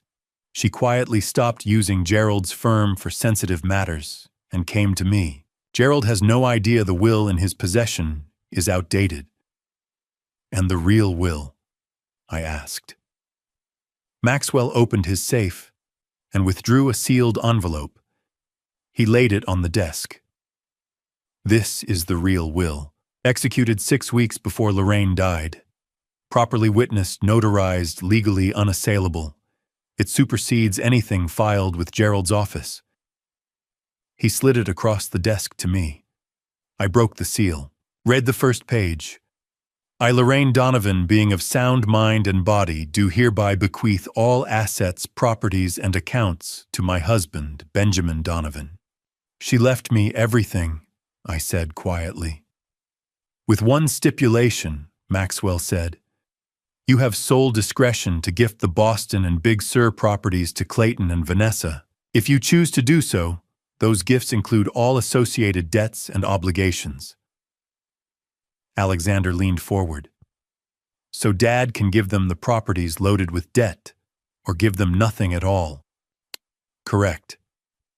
Either way they lose, I said. Either way they face the consequences of their choices. Maxwell folded his hands. If they accept the properties, the debt transfers with ownership, they'll face foreclosure within 3 to 6 months. Their creditors' gambling debts fraud victims will come after them simultaneously. Total exposure approximately 1.3 million. And if they refuse the gift, then they inherit nothing from the estate, and their existing creditors will still pursue them. Either path leads to the same destination. I sat back processing.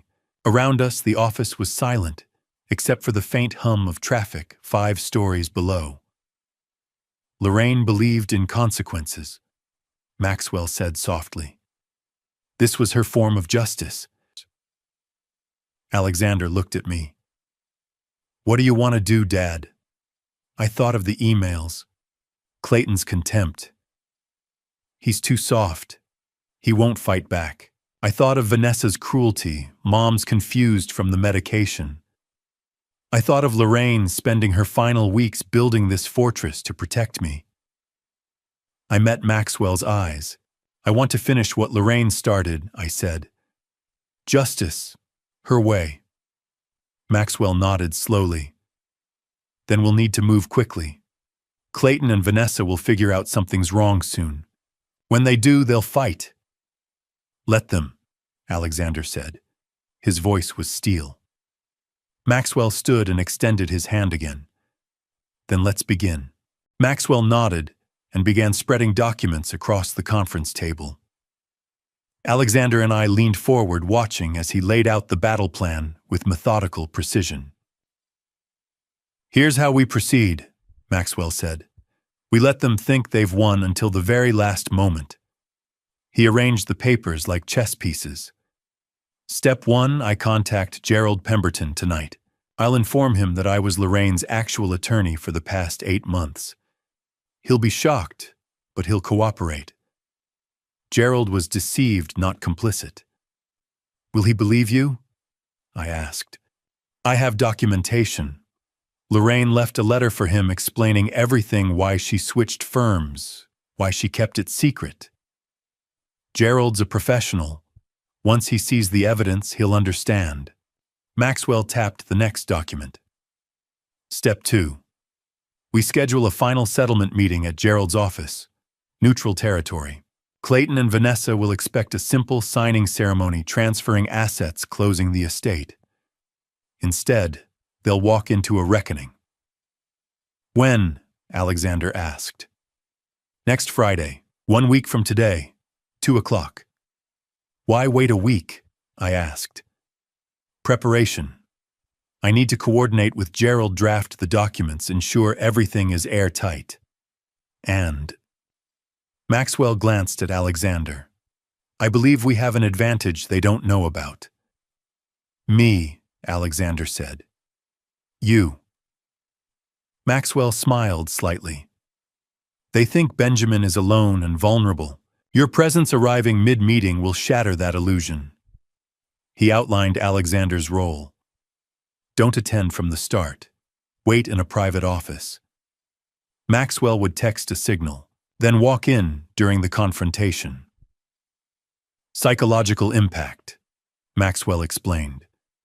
The successful son they dismissed will witness their collapse. It will compound their humiliation. I can do that, Alexander said quietly. I shifted in my seat. What about criminal charges, the fraud, the forged signatures? Maxwell's expression grew somber. We have evidence, but prosecution would require Lorraine's testimony, which we no longer have. The cases would be difficult, outcomes uncertain. Civil fraud charges could work, but they'd take years. He tapped the stack of documents. This way, the consequences are immediate. Financial collapse is more certain than jail time.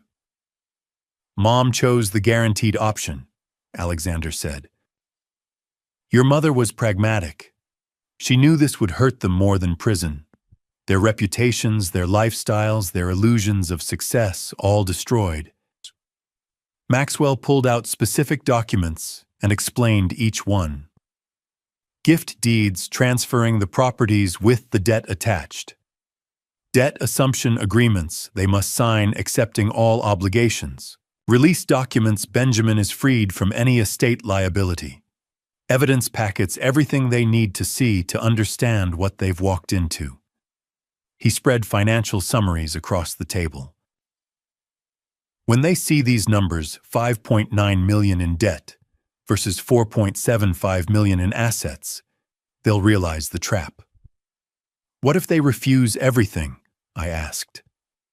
Then they leave with nothing, and within 30 to 60 days, their existing creditors will file lawsuits. Wage garnishments, asset seizures, bankruptcy. Either path leads to ruin. Silence settled over the conference table. Through the window, Boston's financial district gleamed in the afternoon sun, towers of glass and steel where fortunes were made and lost every day. Alexander spoke carefully. Dad, are you absolutely certain once we do this there's no going back? They were Mom's children. I looked at my son, at Maxwell, then down at the documents spread before me. They made their choice when they conspired against Lorraine while she was dying, I said. When they forged my signature. When they called me too soft in their emails. When they planned to throw me out of my own home within 30 days of her death. My voice was steady, quiet, final. They chose greed. Lorraine chose justice. So do I. Maxwell nodded. Then it's decided.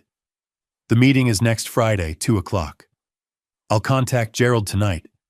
He'll be surprised, but he'll understand once I explain. In the meantime, you two should prepare yourselves. This will be difficult. Emotionally, I mean. We know, Alexander said. Maxwell gathered the documents and returned them to his briefcase. One more thing.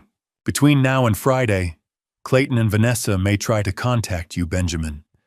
They may sense something's wrong. Don't engage. Don't answer their calls. Let them wonder.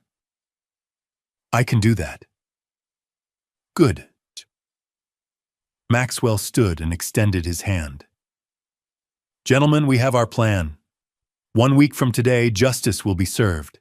Lorraine's way. Alexander and I left the office and took the elevator down. The descent felt longer than the ascent waited with what we'd just set in motion. On the street, Alexander turned to me. You okay? No, I said honestly. But I will be. We walked to where I'd parked on Federal Street. The November air was crisp, the sun already low on the horizon. Friday afternoon traffic hummed around us. Where are you staying? I asked. I was going to get a hotel, but... Stay at the house. Your old room is still there. Lorraine never let me change it. Alexander smiled sadly. I'd like that. We climbed into my car. As I started the engine, Alexander asked quietly, Dad, are you ready for this? I thought of Lorraine's letter.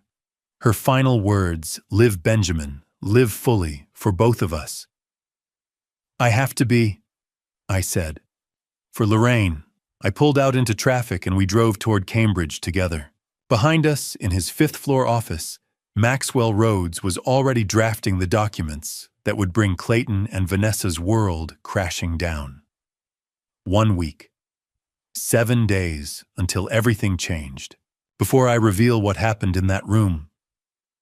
If you're still here with me, comment the number 15 below so I know you're standing through this with me. What happened next changed everything. And one important note before we continue, the next part of this story includes dramatized elements created for narrative and educational purposes. If this kind of content isn't for you, this is the moment you can step away. Friday, 2 o'clock. The clock on the wall inside Gerald Pemberton's conference room ticked with quiet authority as I stepped through the door and paused just long enough to take in the room.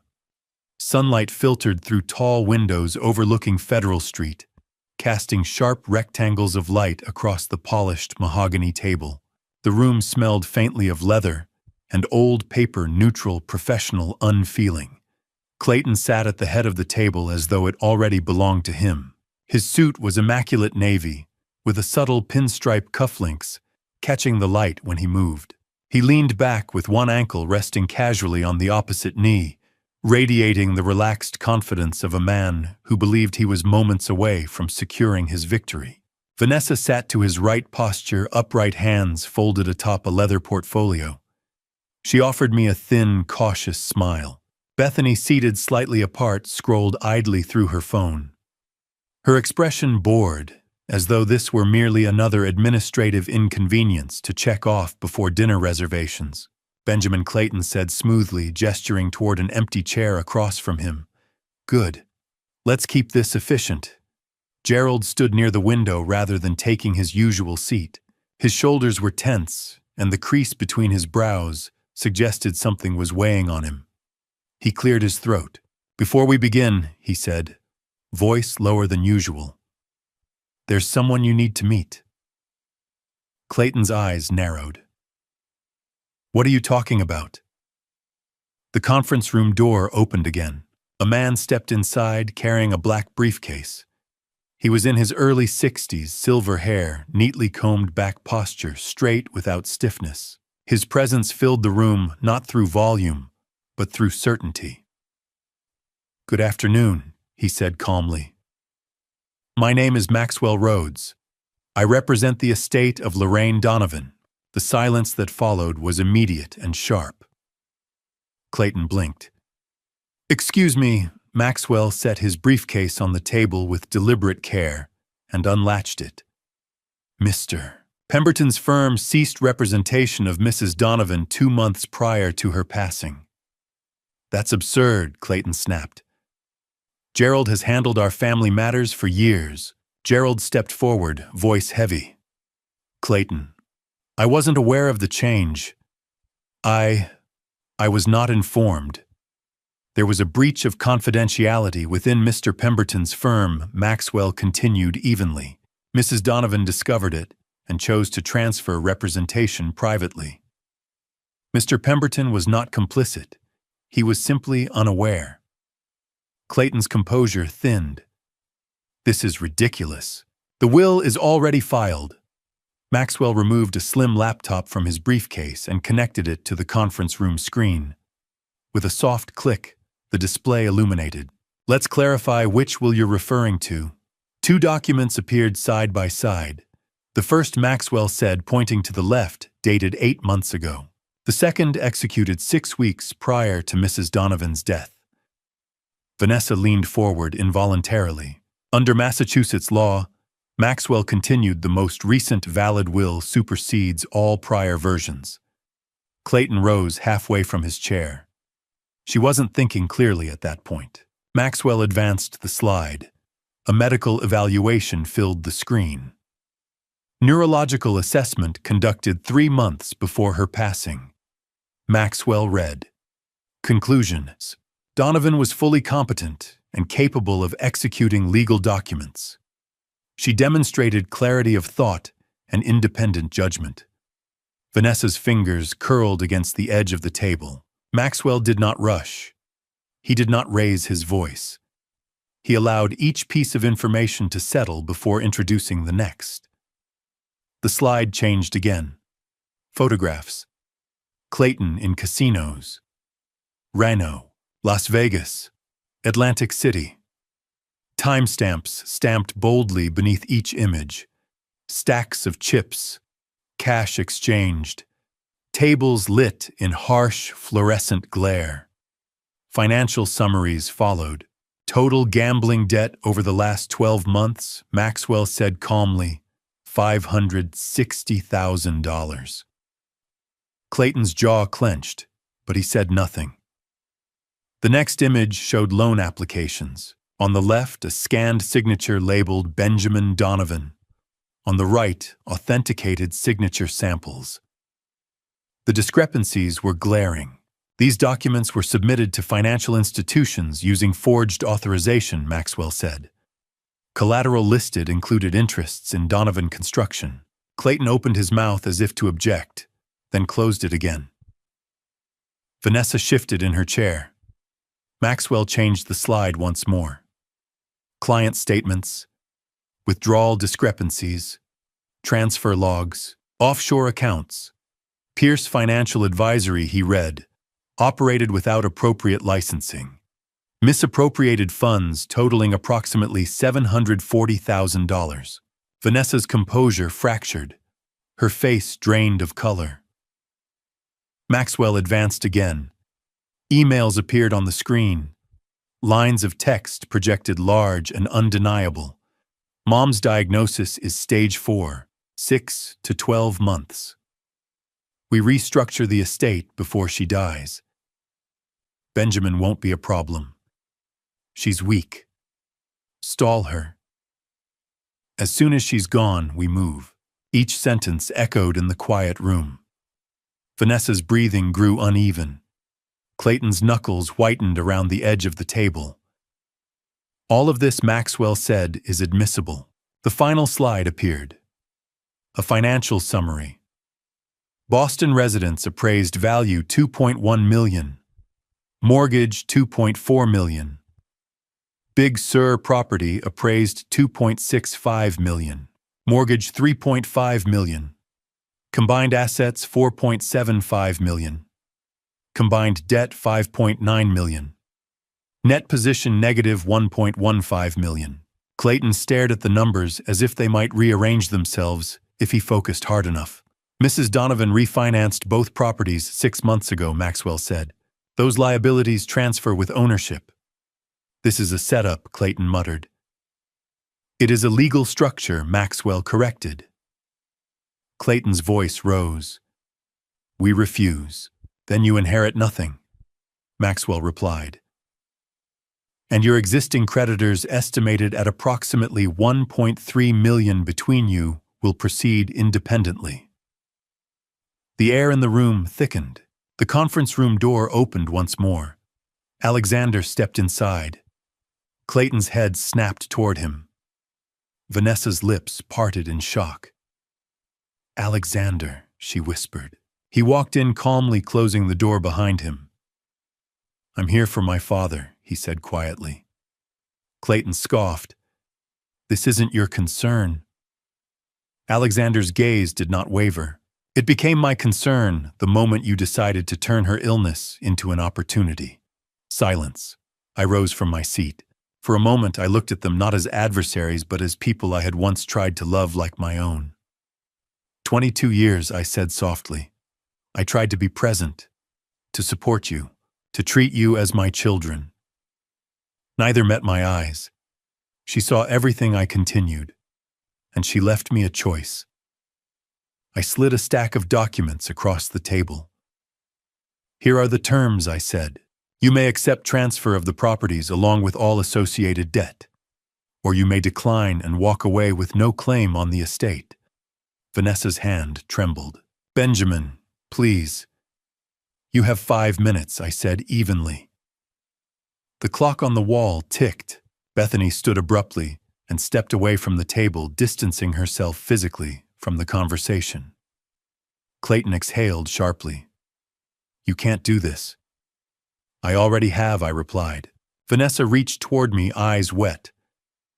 "We made mistakes." "Yes," I said, quietly. "You did."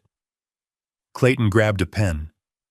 "This is coercion," he said through clenched teeth. Maxwell folded his hands. "It is an agreement." Clayton signed. Vanessa followed. The scratch of pen against paper seemed louder than the ticking clock. Bethany walked out without a word. Clayton stood jaw tight, refusing to look at me. Vanessa kept her gaze lowered. They left together, but not united. The door closed behind them. Gerald exhaled slowly. "I truly didn't know." "I believe you," I said. Maxwell shut down the projector and closed his briefcase.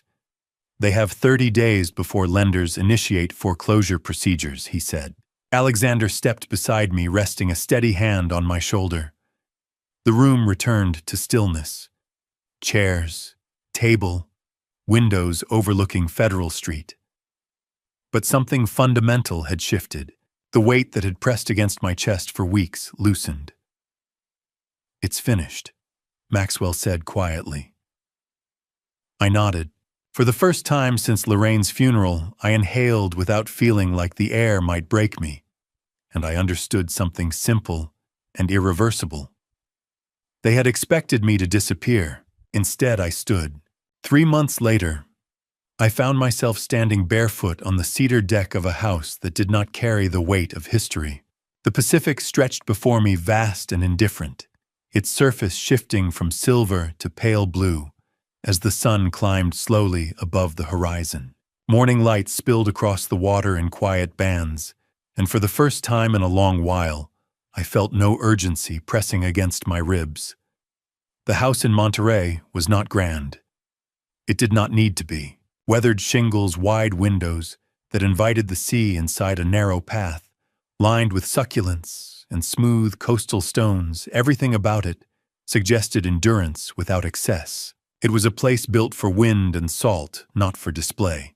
Big Sur had been dramatic cinematic, tied to vows and anniversaries and photographs that captured younger versions of us, smiling against cliffs and crashing waves. But that house carried echoes too loud to live with. This one was gentler. This one did not demand anything of me. I held my coffee in both hands and breathed in air that tasted faintly of salt and eucalyptus. Morning had become sacred here. Before emails, before phone calls, before decisions, just quiet. The horizon felt endless in a way that was not intimidating, but generous. It reminded me that life extended far beyond the rooms where I had once believed everything would end. So much had shifted in 90 days. The Boston brownstone was no longer mine, nor was the villa overlooking the Pacific cliffs where Lorraine and I had once renewed our vows. I sold both properties before legal machinery could grind them down further. The process had been methodical, not emotional. Contracts reviewed, signatures placed, funds transferred, mortgages extinguished, liens satisfied. I watched the numbers settle with the detached clarity of someone who understood that buildings, however beautiful, were never the heart of a life. They were its container. Donovan construction had been harder to release. 30 years of projects, crews, scaffolding, the smell of concrete dust in the early morning air. Those memories lived not in walls, but in muscle and instinct. I sold the company to my foreman and the crew who had worked beside me for decades. They knew its rhythm. They understood the value of doing something well and doing it honestly. I did not want a corporation swallowing it whole. I wanted it to continue breathing in familiar hands. The transaction felt less like a sale and more like a passing of stewardship. When the paperwork was complete, I packed what mattered: Lorraine's letters, a handful of photographs, a set of old drafting pencils I could not bring myself to discard. I loaded my truck and drove west. 3,000 miles of highways, motels, roadside diners, states blurring into one another. I did not rush. I did not linger. I simply moved forward. The funds secured under Donovan Holdings' $8.75 million remained invested under professional management, structured to generate stability rather than extravagance. I chose to live quietly off the interest. I did not want a life defined by wealth. I wanted one defined by peace. Clayton and Vanessa crossed my thoughts occasionally, like distant weather reports that no longer required immediate attention. I knew enough to understand that consequences had unfolded as expected. Bankruptcy filings, suspensions, civil complaints advancing through courts. Their lives had narrowed. Their choices had returned to them. I felt no satisfaction in that knowledge. The collapse of someone else's world is not a victory. It is simply gravity doing what gravity does. Bethany had left Clayton swiftly. News reached me indirectly through mutual acquaintances. She relocated, remarried, resumed a version of the life she preferred. I bore her no ill will. Survival takes different shapes for different people. My days in Monterey found a rhythm. I rose early, walked along the coastal path, while fog still hovered over the water, returned home as sunlight burned through the mist. I began volunteering at a local community center that offered support groups for widowers, men in their 60s and 70s who sat in folding chairs, hands clasped, unsure how to fill the hours once structured around another person's breathing. I did not present myself as an expert. I simply listened. Grief, I discovered, is less about losing someone than about losing the version of yourself that existed beside them. We rebuild that version slowly, often reluctantly. The men spoke of empty closets, untouched coffee mugs, the strange disorientation of cooking for one. I recognized the weight in their words. I also established a scholarship at Boston University in Lorraine's name, specifically within the architecture department. Lorraine had always admired thoughtful design spaces that balanced strength and beauty. The scholarship was modest, but intentional, awarded to students who demonstrated both skill and integrity. I wanted her name attached not to monuments, but to beginnings. Allison Rhodes had reached out, inviting me to speak to a group focused on financial recovery and accountability. I had not yet committed.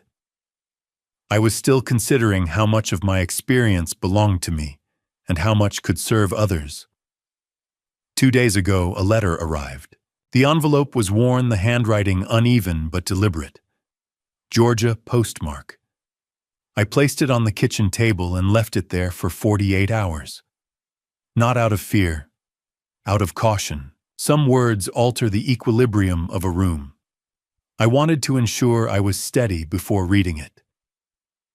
When I finally opened it, Vanessa's handwriting filled several pages.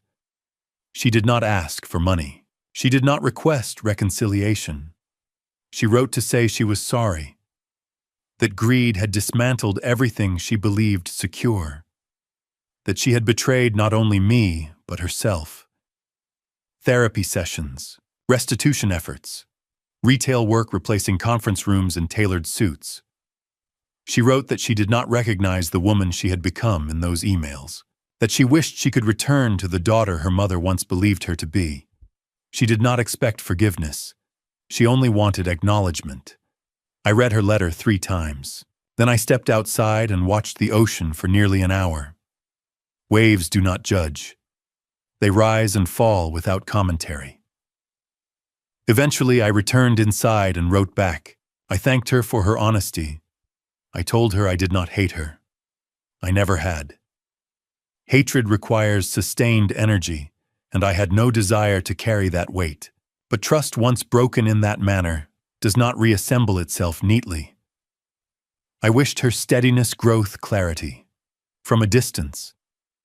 Closure does not always feel dramatic. Sometimes it feels like placing a final period at the end of a sentence. I mailed the letter that afternoon and felt neither triumph nor regret, only completion. That evening, Alexander arrived. His visits had become regular, unforced. He no longer came solely out of concern. He came because he enjoyed being there. We grilled fish on the deck, poured wine, allowed silence to stretch comfortably between us. The sky shifted from blue to amber, pelicans gliding low over the water. "Do you think she would approve?" he asked quietly, gaze fixed on the horizon. Of what? Of how it unfolded. I considered before answering. She would have wished it unnecessary, I said, but she valued accountability. So yes. He nodded slowly. You handled it with restraint. I handled it with clarity, I corrected gently. Restraint was a byproduct. He smiled faintly. We sat as the sun dipped lower light, spilling gold across the surface of the Pacific. Dad, he said after a while, setting his glass aside. There's something she told me. My pulse shifted subtly. A place he continued. She said when you were ready to say goodbye properly, you would know. She left something there. I already knew the answer before he spoke it. The bench, I said softly. By the Charles River. He nodded. She made me promise not to mention it until you had built something new, until you weren't living in reaction anymore. I thought of the months since her passing, the choices made without anger, the mornings spent walking beside water that belonged to no one, the scholarship, the mentoring, the quiet redefinition of self. Maybe readiness does not arrive like a thunderclap.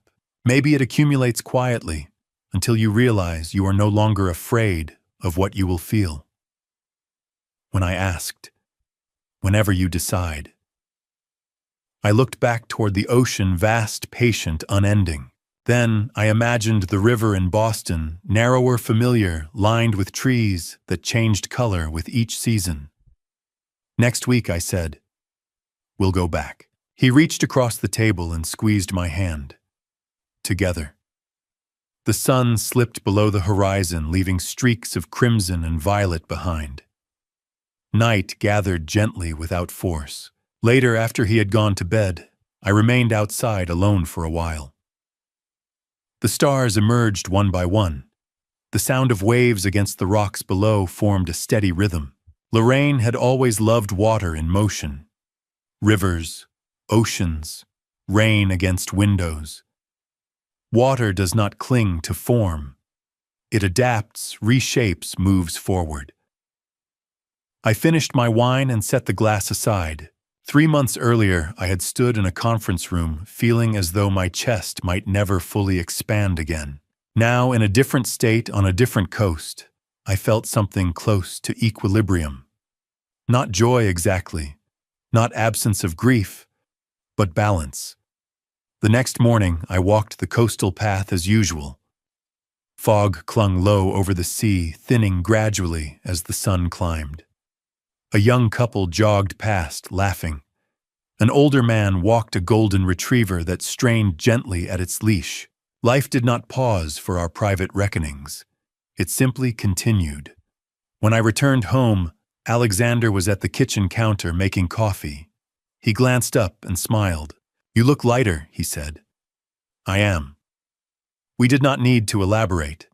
Plans were made quietly over breakfast. Flights booked. A hotel reserved in Boston.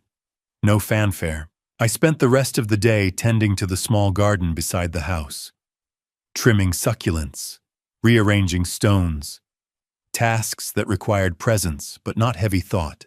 In the evening, I pulled Lorraine's final letter from a drawer and read the postscript once more. The words were steady, unembellished. A simple instruction. There is something about returning to a place that once held you whole. It can either reopen wounds or close them. I suspected this would be the latter. That night, I stood once more on the deck as darkness settled over Monterey.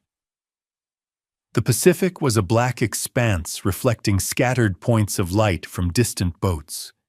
The air was cooler, sharper. I whispered a quiet acknowledgement into the wind, not a plea, not a request. Just recognition. "Thank you." Then I turned back toward the house. Next week, I would stand beside a river that had witnessed 22 years of Fridays. I would sit on a bench carved with initials weathered by time. I would read whatever message she had chosen to leave there. Not as a man undone, but as a man who had endured chosen clarity and built something new. And somewhere between the Atlantic and the Pacific, between memory and motion, I would finally understand what it meant to say goodbye without losing love. 1 year. Exactly 1 year since Lorraine's last breath filled a hospital room and left it forever altered. Alexander and I stepped out of Logan Airport into a Boston morning that felt impossibly fresh. April had arrived with crisp air and a sky so brilliantly blue, it almost seemed staged, like the city itself had chosen this day carefully. The chill held the faint promise of warmth. Winter's grip had loosened, but spring had not yet settled fully into ease. It was that in-between moment, the same kind of space I had lived in for the past 12 months. Boston in April carries a particular clarity. The Charles River reflects the sky like polished glass. Brick buildings seem sharper in morning light. Cherry blossoms hover at the edge of bloom, fragile and temporary, their beauty intensified precisely because it will not last long. We walked toward the esplanade in quiet understanding. Alexander did not rush me. He did not fill the silence with distraction. He matched his stride to mine, hands tucked into his coat pockets, shoulders relaxed but attentive. The city stirred around us, joggers tracing the river's curve, cyclists gliding past the faint hum of traffic beyond the trees. When we reached the path, Lorraine and I had walked every Friday evening for 22 years. I felt something shift inside my chest. Not pain exactly, but recognition. Cherry trees lined the walkway, their branches heavy with pale pink blossoms just beginning to open fully. Petals loosened with each gentle breeze floating downward like deliberate confetti. They gathered along the pavement in soft drifts, coloring the ground in shades of blush and ivory. "There," I said quietly. The bench waited ahead, positioned exactly where river and skyline met in a perfect line of sight. Wooden slats worn smooth by decades of seasons. Metal arms cool beneath the morning air. I slowed several feet away. For a moment, I could not move closer. Alexander stopped beside me without comment. His presence felt steady, like a lighthouse beam that does not demand attention, yet remains constant. Every Friday I murmured more to myself than to him, no matter the weather. Rain, snow, humidity. This was ours. I remembered the routine vividly. We would leave work behind for a few hours, walk the familiar stretch of path, sit here as the sun slipped lower. Sometimes we talked about projects, dreams, frustrations. Sometimes we discussed nothing meaningful at all. And sometimes we said nothing, content simply to occupy the same silence. Those evenings had formed a rhythm as natural as breathing. I inhaled deeply and stepped forward. The bench felt smaller than I remembered, or perhaps I had changed. We sat side by side. The old carving was still visible beneath weather and time, LF plus LF, always together. The letters had softened at the edges, but remained legible. I traced them lightly with my fingertips, feeling grooves cut years ago by a pocket knife and youthful certainty. Dad Alexander said softly, his voice almost reverent, "There's something else." I looked closer. Beside the carving, mounted carefully and without ostentation, was a small brass plaque. The metal caught the morning light gently. I leaned in and read the inscription aloud, my voice unsteady. Even when apart, we walked together. Live fully, my love. L, beneath her initial, was a date. 1 week before she died. The air seemed to thin around me. When did this? I began, unable to finish the sentence. Alexander's eyes shone not with sorrow, but with tenderness. She called me 6 weeks before she passed, he said. She asked me to arrange it. She told me, when he comes back here, he needs to know I've released him. I don't want him waiting beside memory. I want him living. I swallowed. I had it installed 2 months ago, he continued. I wanted to make sure you were ready, that you weren't coming back to cling. You were coming back to close the circle. Cherry blossoms began to fall, more steadily stirred by a stronger breeze. Petals brushed against my coat, gathered along the bench, drifted across the river's surface like small boats without destination. One petal landed in my open palm. It was impossibly delicate, translucent at the edges, perfect in its impermanence. She's here, I whispered. Memory arrived with startling clarity. Lorraine sitting exactly where I sat now, spring sunlight catching in her dark hair. She had tilted her head back once, laughing as petals caught in her curls. This, she had said, squeezing my hand, is happiness. Not the future, not the past. This moment. I had not fully understood the weight of that statement then. I did now. I'm living, I said, quietly, addressing the river, the sky, the wind. I am. For both of us. From my jacket pocket, I removed white tulips, the same flowers she carried on our wedding day. I had searched 3 florists that morning to find them fresh and unblemished. I placed them gently at the base of the bench. Alexander's hand rested on my shoulder. We sat without speaking.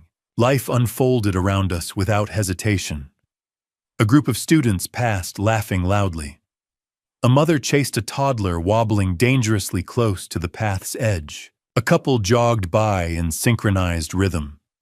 An elderly man walked a golden retriever whose tail swayed with uncomplicated joy. The world had not paused during my grief. It had simply continued. Thank you for being here, I said. Always, Alexander replied. That's what family does.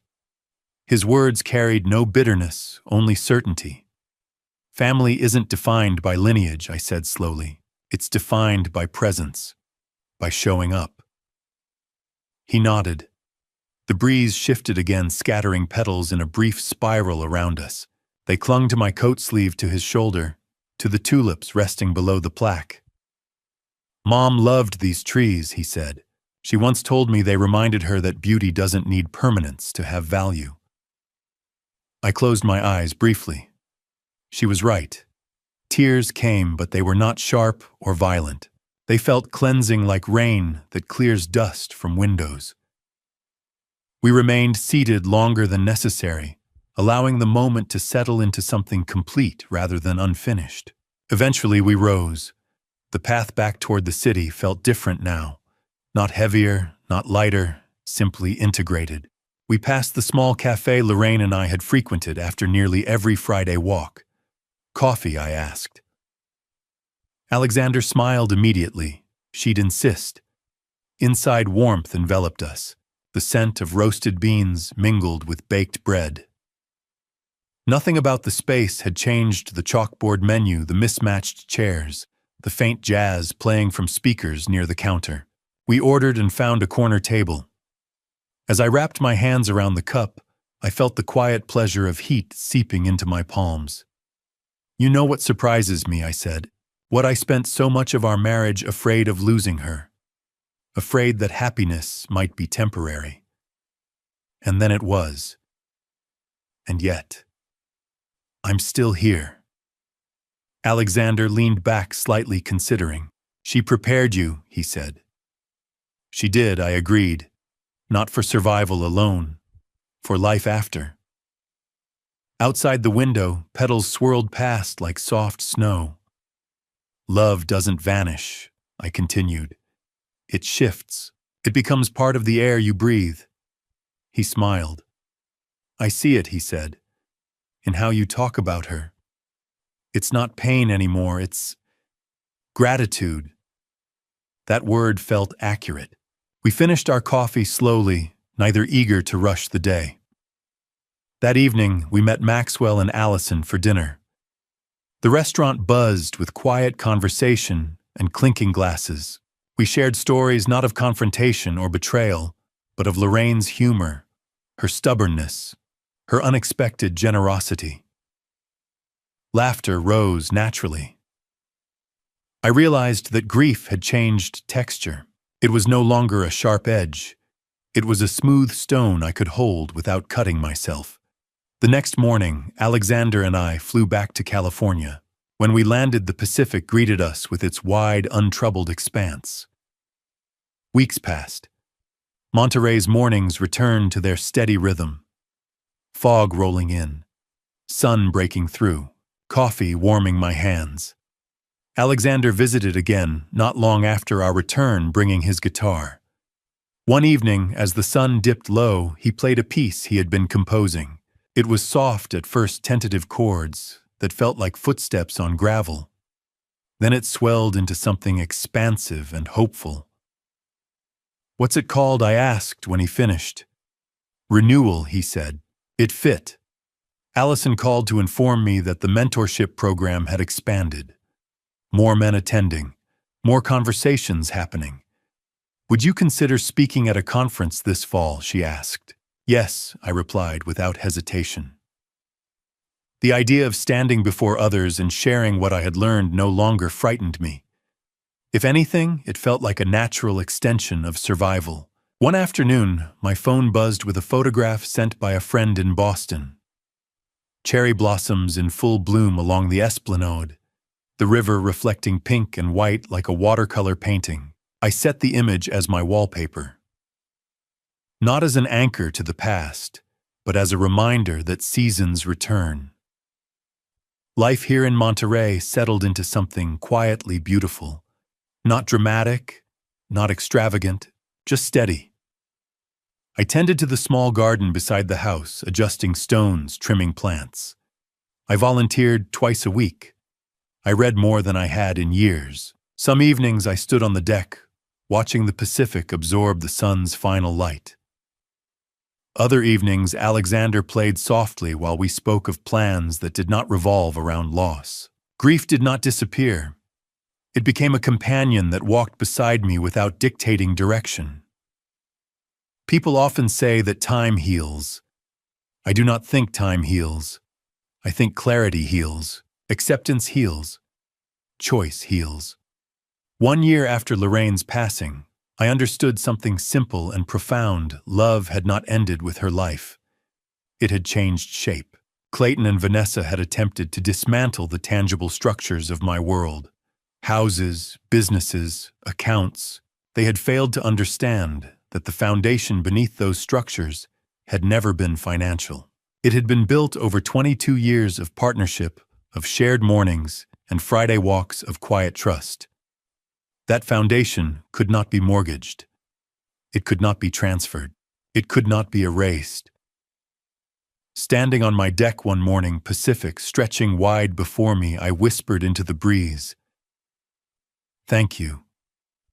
Not for the pain, not for the conflict, but for the years, for the strength forged quietly in hospital rooms and kitchen conversations, for Alexander, for the freedom to build again.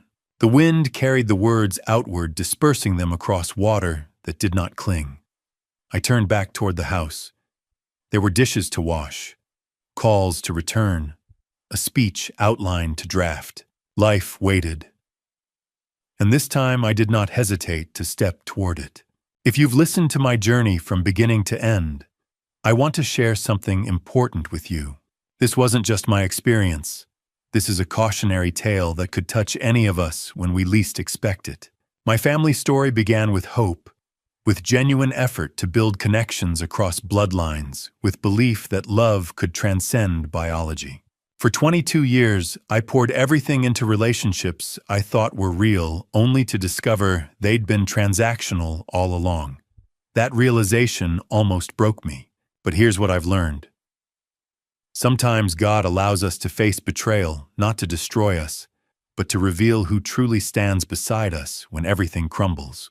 These grandpa stories, we carry the wisdom earned through pain, the lessons learned from being blindsided by those we trusted. They matter because they can protect others from making our mistakes. I'm sharing mine, hoping it reaches someone who needs to hear it before it's too late. Don't be like I was. Don't ignore the uncomfortable feelings when something doesn't add up. Don't silence your instincts because confrontation feels awkward or because you're afraid of being labeled difficult or suspicious. I dismissed countless red flags over the years. Clayton's gambling that I rationalized as occasional entertainment. Vanessa's vague explanations about her business practices, the way they'd appear only when they needed something, then vanish for months. I told myself that's just how busy modern families operate. I convinced myself that love meant giving people endless chances, never questioning, always trusting. But that wasn't love that was enabling. That was fear disguised as patience. My family story taught me that genuine relationships require reciprocity. They require people showing up not just during celebrations when cameras are present, but during chemotherapy appointments, during late-night hospital vigils, during ordinary Tuesday evenings when nothing special is happening except simply being present. Alexander understood this. He was thousands of miles away pursuing his music career. Yet he remained more connected to his mother and to me than Clayton and Vanessa ever were while living in the same city. Grandpa stories like mine reveal an uncomfortable truth. Family can be the source of our deepest wounds precisely because we trust them with access to our most vulnerable places. Clayton and Vanessa didn't just want money, they wanted everything, and they were willing to exploit their dying mother's name to get it. That level of calculated betrayal doesn't happen overnight. It builds gradually, testing boundaries, seeing what they can take without consequence. What saved me wasn't my own wisdom. I had none in those dark early days. What saved me was Lorraine's foresight and love. While I was being passive, she was being strategic. While I was trusting blindly, she was gathering evidence. While I thought I was honoring her by avoiding conflict with her children, she was building a fortress around me because she knew conflict was inevitable and I'd need protection. God works through people like Lorraine, like Alexander, like Maxwell Rhodes. He places protectors in our path, even when we don't recognize our need for protection. That's grace.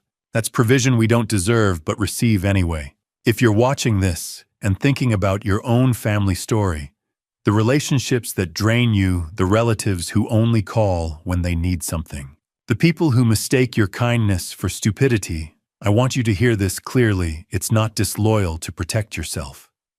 It's not unloving to enforce boundaries. It's not unchristian to say enough. Sometimes the most faithful thing we can do is trust that God sees what we're enduring and gives us permission to walk away from toxic grandpa stories that keep replaying the same painful patterns. So here's what I'm asking you. Have you experienced betrayal from someone who claimed to be family? Are you currently in a situation where you're being taken advantage of by people who should protect you? What warning signs did you ignore that you wish you'd confronted earlier? Drop your thoughts in the comments below. Your family story might be exactly what someone else needs to hear today to find courage for their own situation. If this resonated with something you're experiencing, please share this video with someone who's struggling with similar family dynamics. Hit that subscribe button and turn on notifications so you don't miss future stories about resilience, boundaries, and reclaiming your life from people who don't value you. Every share, every comment, every subscription tells me these grandpa stories matter and helps this message reach people who desperately need it. Thank you from the bottom of my heart for investing your time in my journey. I know these stories aren't always comfortable to hear. They force us to examine our own relationships and ask difficult questions about who deserves our trust and loyalty. But discomfort often precedes growth, and sometimes we need these mirrors held up to see our situations clearly. One final note before you go. The stories shared on this channel may contain dramatized elements designed for educational and reflective purposes. If this type of content doesn't serve your current needs, you're absolutely welcome to explore other videos that might resonate more helpfully with where you are right now. God bless each of you. Take care of yourselves. Remember, you deserve relationships built on mutual respect and genuine care, not obligation and exploitation. Don't settle for less.